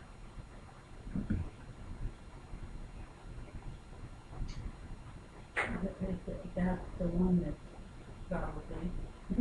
Is it? Which that? When the integration occurs, Oh, yeah. and it's like that confirmation. Yeah, that's when one. Yeah, that's realization. Uh-huh. That's true realization is after integration. Revelation shows you what realization is, but realization is when you're living it completely. It seems to me that usually towards the beginning of meetings, at some point it said in some form or other, essentially nothing has to change. Yeah. And I marvel each time I hear that the experience is that hearing it for the first time again. You know? I mean, but it's also, you know, like energetically, each time I'm hearing it for the first time, it really is the first time, because energetically it's like hitting something else. Yeah, sure. And it's kind of interesting. It's like, and there's this relaxation that comes in with hearing that again. But yeah, so it's really interesting, because it is a continuous hearing it for the first time. You know, whether I'm hearing it from you or it spontaneously comes in on its own. But it's like, oh yeah. Not just in that particular aspect, but that's the nature of noticing is it's always the first time and it's always the finish line. So noticing is always a surprise. You can do noticing 1,000 times a day, and each time you do it, it's going to be, wow, I forgot. This is incredible. Yeah, it is. It's always the first time. Yeah, it's always the first time. It's always surprising. It's always unique and startling. It's always familiar. It's always like, oh yes, how could I forget? Yeah, right. And then you forget. So I mean, so what you're describing is an aspect of noticing, and noticing sort of around a particular aspect of itself. And yeah, it's always it's familiar and it's new, and it's the first time always. I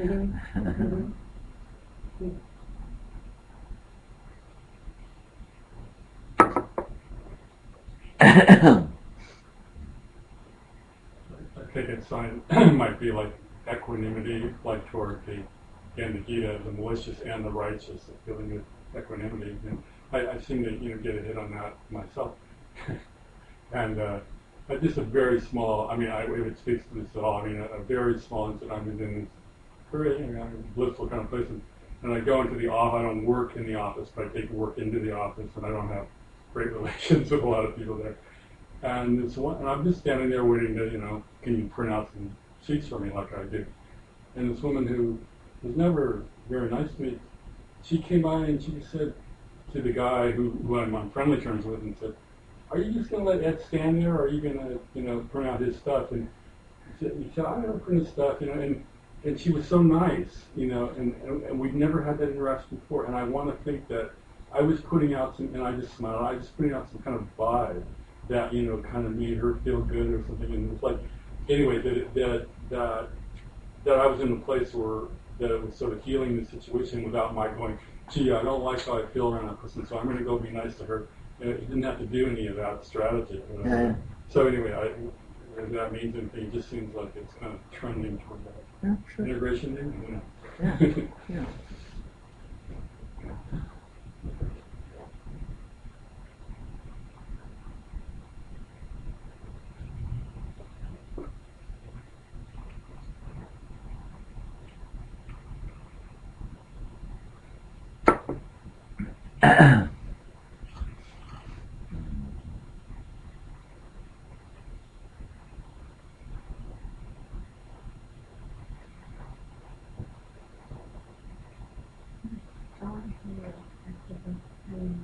Being comfortable with myself. Even when you're by yourself, I don't know if that or some energy that I don't even understand it. How could one be uncomfortable with oneself? But that's the feeling.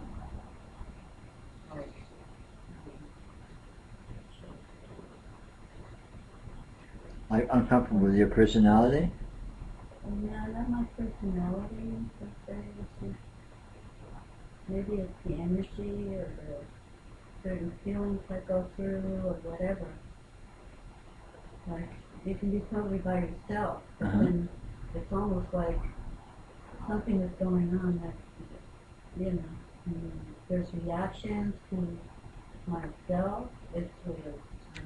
I can't really pinpoint it, but I feel like, if I'm not comfortable with this, then how will I be comfortable with another energy, form, so to speak, like in a apprehension or something. Well, again, Here, the body part thing. Yeah. Well, the integration phase addresses that. Is that part of it? Yeah, very much so. I mean, you can never be really totally comfortable with yourself until you realize. It can't be done because people are all somewhat neurotic, somewhat scarred, somewhat emotionally twisted in terms of their personalities just by the imperfection of their upbringing of the world we've been raised in. And realization removes that as a problem. And the integration phase, or the integration aspect of things, addresses that and gradually fixes that. Not by fixing your personality, but by making it the way that it is reveal itself to you as absolutely not a problem. So you discover you can be completely okay with yourself for the first time in your life. So the solution to the problem is get realized.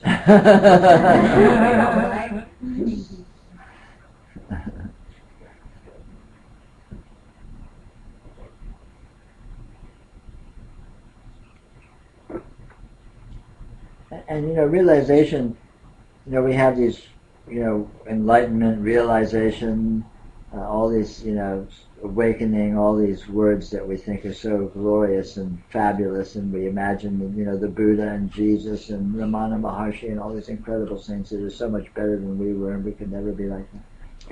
But realization is merely realizing what this is that's going on here. And it does not reflect any specialness on you whatsoever. It's just that this intrinsically happens to be special, and you notice what it is. You come to realize what it is. So it's actually much more real world, much simpler, much more, life-sized than all these spiritual traditions that aggrandize it and spell it in capital letters and turn it into something that you might get after 30,000 lifetimes if you're lucky, kind of thing. It's not like that. It's accessible because it's nothing other than this actual condition, which is already the case, which you already are completely immersed in. You already are it. So it's really just a matter of noticing what's already the case, which, even though it has tricky aspects to it, isn't insurmountable. It's doable. It's actually it's within the scope of your experience because it already is within your experience. It's like it's more of a slight mismatch than it is an incredible mountain to scale. In other words, I can be like really real or genuine until I realize. Well, it's a matter of degree, but with realization, you'll be able to be absolutely real and absolutely comfortable. You can be quite comfortable and quite genuine and not be realized. But realization is, gives you 100%. You'll still be yourself. You'll still be the crazy person that you've always been. But you won't care. You'll be totally okay with that.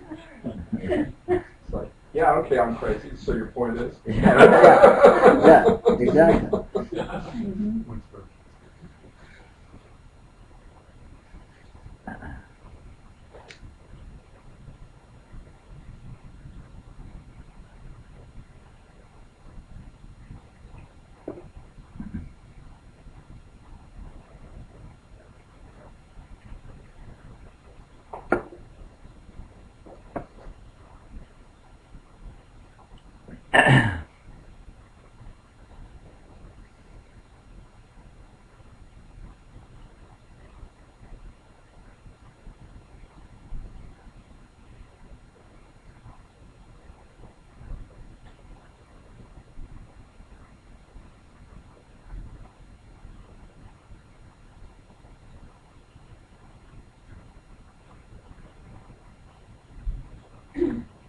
Yes.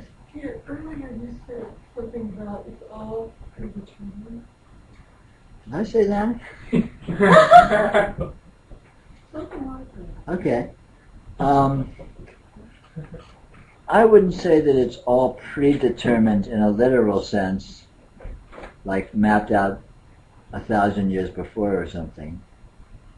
I would say that all event is integral with itself. So everything is an outgrowth of itself, and all events is essentially integrated with all other aspects of event,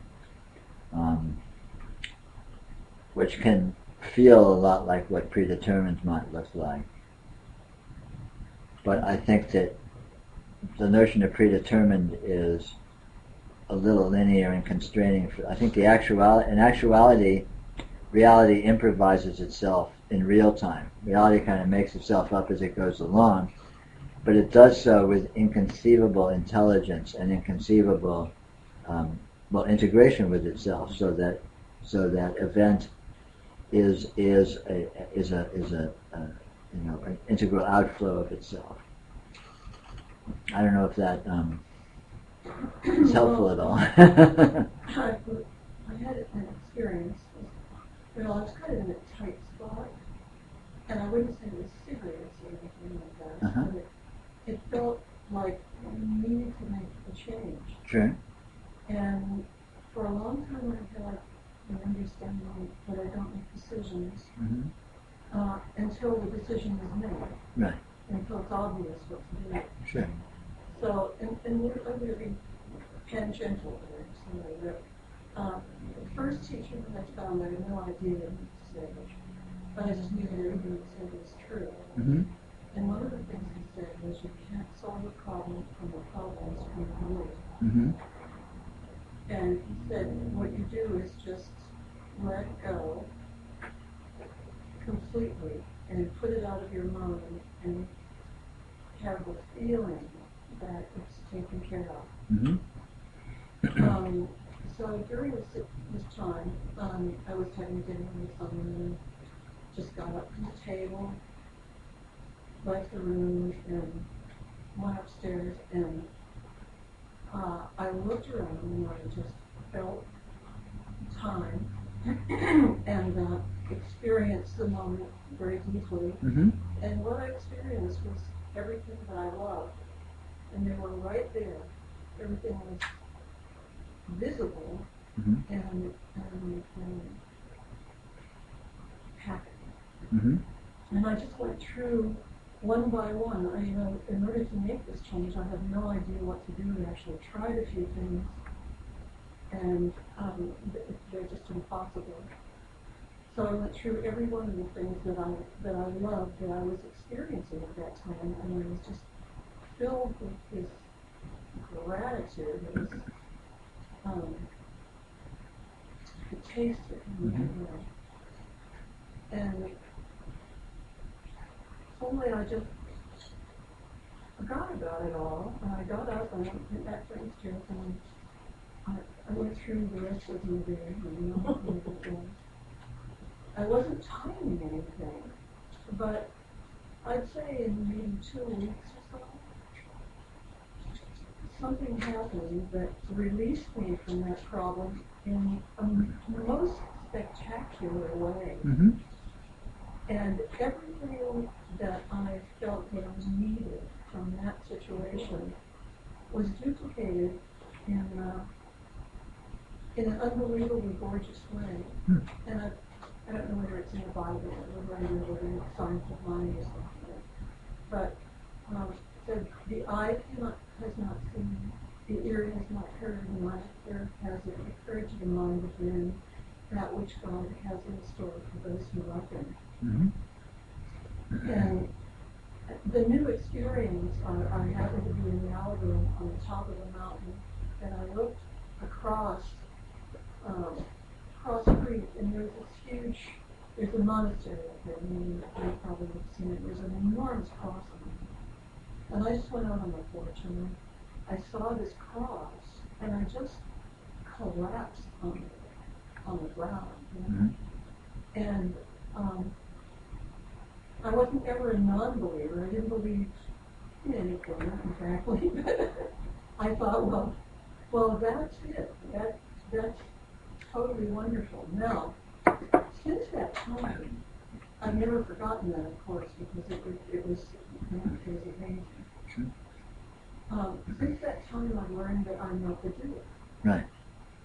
So, how can these two things be true? I'm not the doer, and yet my translation is that love of anything, what you love comes to you. Yeah, well, they're one and the same, because what is doing everything is an inconceivable intelligence, which incorporates everything. In other words, it's not random accidents. It's not like just crazy things happening stupidly. So it wasn't the feeling in this body, this consciousness of beauty. Yeah. That magnified the beauty and brought it down. Mm-hmm. It wasn't that? Well, that is the intelligence. The intelligence shows up in the resonances in your life. It shows up in the things that are meaningful to you. I mean, it's all one thing. It's not like your life is over here and the intelligence is over here. It's all, you are what you are, and what's meaningful to you is meaningful to you because of your nature, which is a manifestation of this astounding intelligence. And it also is doing everything. So it's doing this, it's doing your life, it's doing your karma, it's doing the pattern of your progression of your unfoldment. So it's essentially one thing. So I've never deliberately done that again. I've never said, okay, I'd like things to be different. Mm-hmm.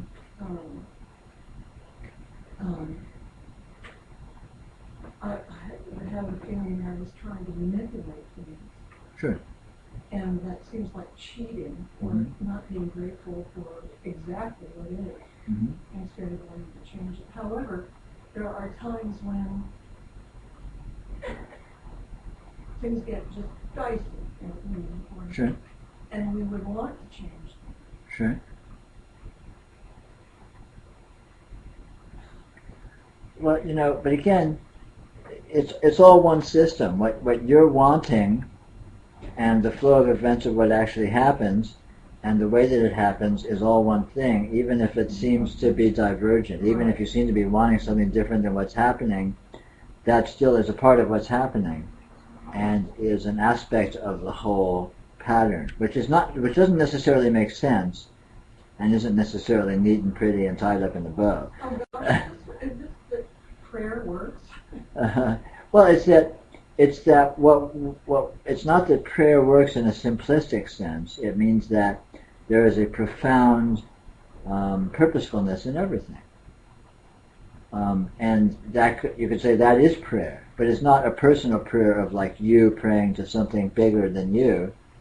It is this purposefulness is transcendental. It's beyond your personal sense, or your personal self, your personal personality, but it is what you actually are in the vast sense. And this is what does everything. This is what appreciates everything. It's one thing. It's one system. What's doing it, what's appreciating it, what it intends, even its friction with itself that shows up in your life, however it does, it's all one thing. The way things, this is the way things happen. This is what is doing the way things happen, and you are this. But it is transcendental. It is irrational. It makes absolutely no sense. It exists completely beyond the human scale of things. It seems to me that it was cause and effect. Sure. Yeah, it can look like that. And it's not even that it wasn't cause and effect. It's just that was how that showed up for you. And that also was purposeful. That it looked like that was purposeful. But you can't make sense of it. You can't say what the purpose was in any simple sense or anything like that.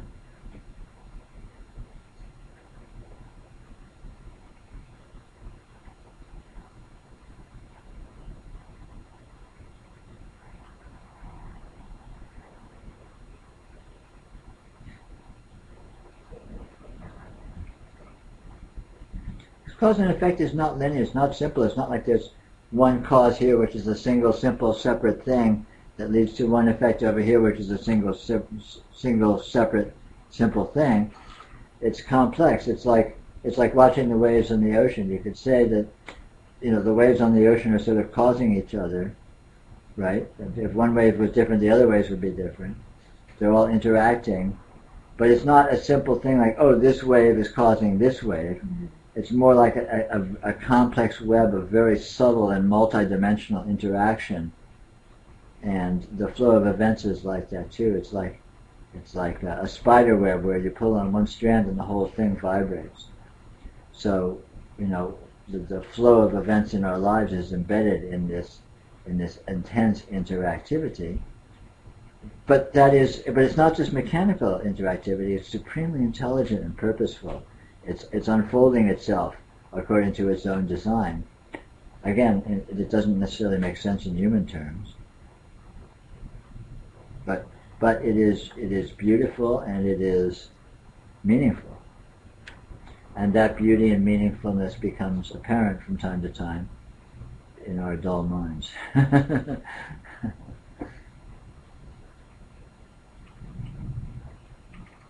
Well, it certainly has given me a lifelong gift of gratitude. Mm-hmm. Yeah, that's great. To appreciate the profundity of this. Yeah, I mean. But also to be accepting all the junk. Sure. Yeah, sure. And maybe the junk is what causes the change. Yeah, it's all part of the same system. You can't have one or the other. Like in the waves, you can't have the peaks without the troughs. It all works together. It's all one incredibly subtle, nuanced system.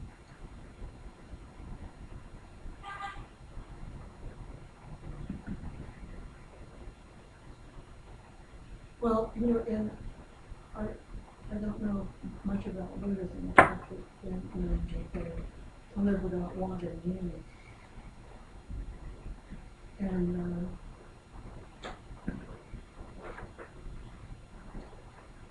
I've forgotten your point. But thank you. Yeah. What you were talking about before, it might look predetermined. The way I might say the difference is the difference between a classical string quartet and a group of improvisational jazz musicians. Yeah, sure. It's more like the jazz musicians in that they're making it up as they go along. Yeah. But they're really good players. Yeah. So it sounds like they're just locked, Yeah, absolutely. I mean, the one thing that hits home for me just over and over and over continually is how nonlinear this event is, how astoundingly, I can't think of words for it. Nonlinear will have to do. how unmechanical it is, how magical it is, how constantly and intrinsically surprising it is. It's anything but dull and plodding. If dull and plodding had an opposite, then it's that.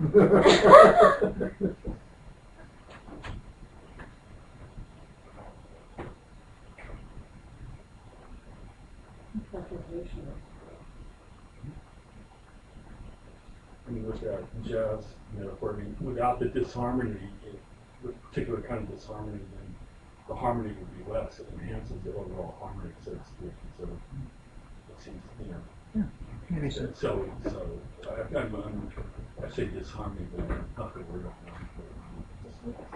Dissonance is, dissonance departure, enhances the overall beauty or whatever profundity of the piece, whereas one doesn't.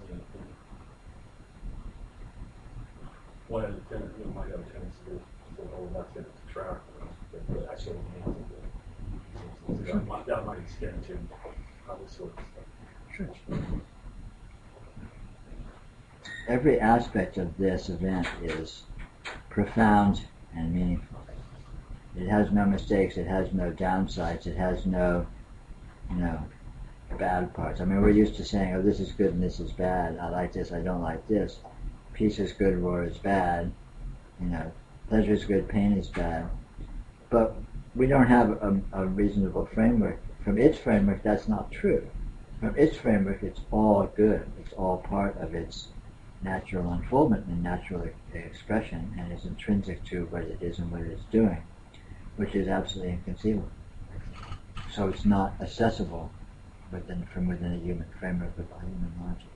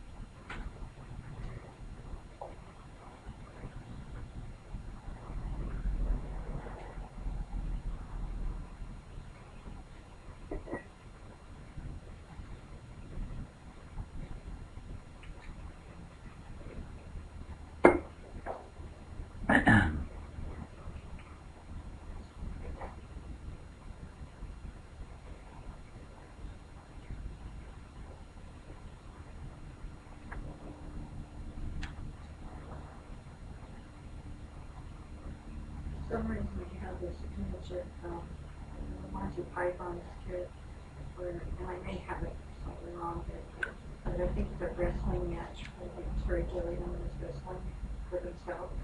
So he's pinning himself to the floor, and doing the both feet and going through all these antics. And he ends up being a winner. And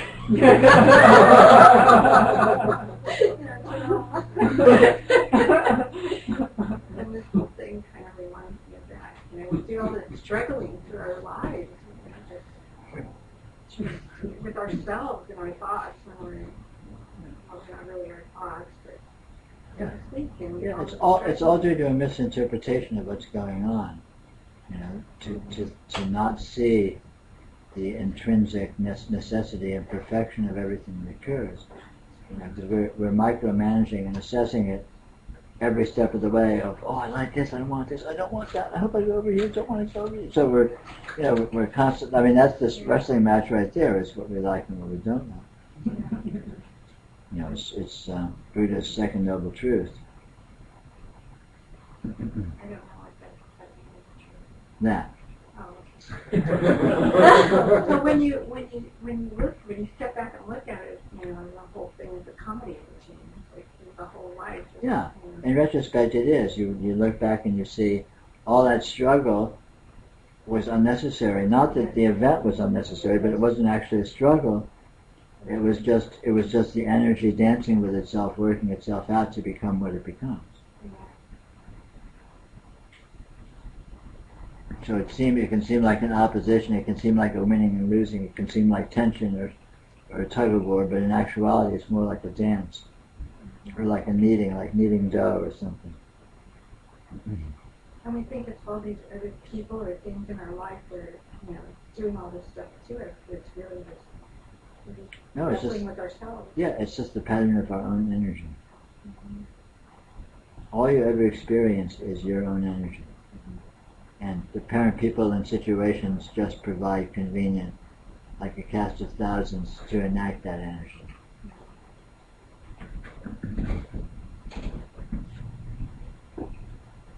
No one appears in your life by accident. They appear in your life because there's a perfect person to appear to help you enact some aspect of your energy. But it's all about you, not about them. And from their point of view, it's all about them, not about you. Right. But that's their problem.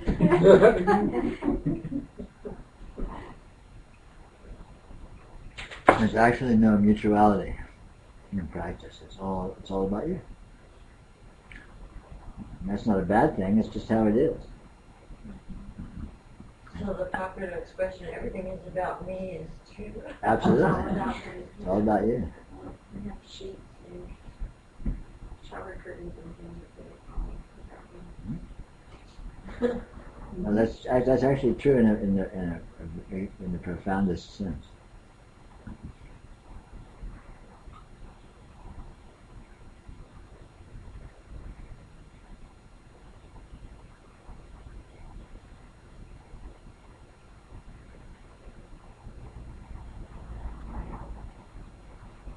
I mean, a sort of a simplistic way to look at it is you're here to be you. Your job is to be you, and someone else's job is to be them.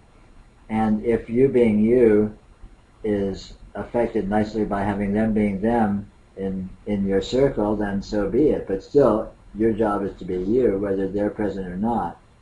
And it's not up to you whether they're present or not, because you being you will naturally draw what you need into your circle for that to happen at its best.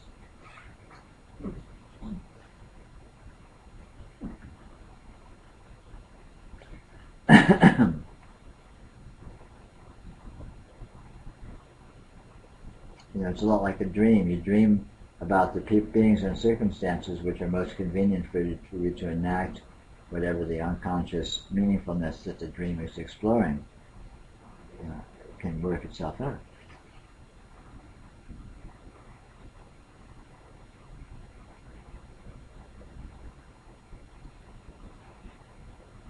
So the relationship with another is the relationship with yourself. Mm-hmm. Yeah. If you're in a relationship with another person, you're actually in a relationship with yourself, and they are helping that, and they're in a relationship with themselves, and you're helping that. Not that you're helping deliberately, you're helping just by you being you. This happens to be what they need, or they wouldn't be there, they'd be somewhere else. So coming from the point of view of being realized, do you recognize the reason those people are in your life from your point of view? Yes. But the reason is not rational and linear. The reason is the radiance. It's not a reason that can be narrated or defined or specified.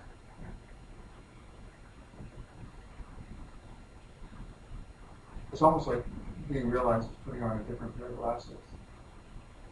In a way, your whole perceptual capacity. Well, it's putting on the right prescription. That's what it is. Right. Okay, yeah. As opposed to the more or less drastically wrong one. So you see one-to-one what actually is present. It's like a prescription of noticing. Sure. Yeah. Do can I borrow your glasses, please?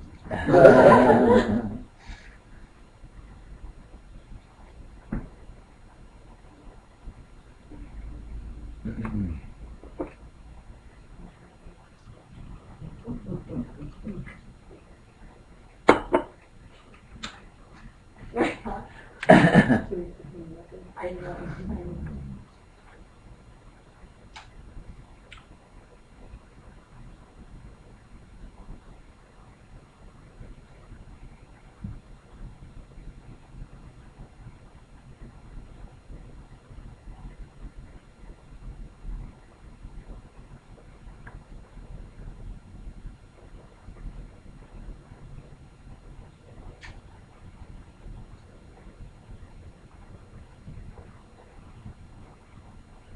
Well, it's about quitting time. I'd like to thank you all for coming. Thank you. I'd like to leave you with the words of the great sage Meher Baba, who said, "Don't worry, be happy."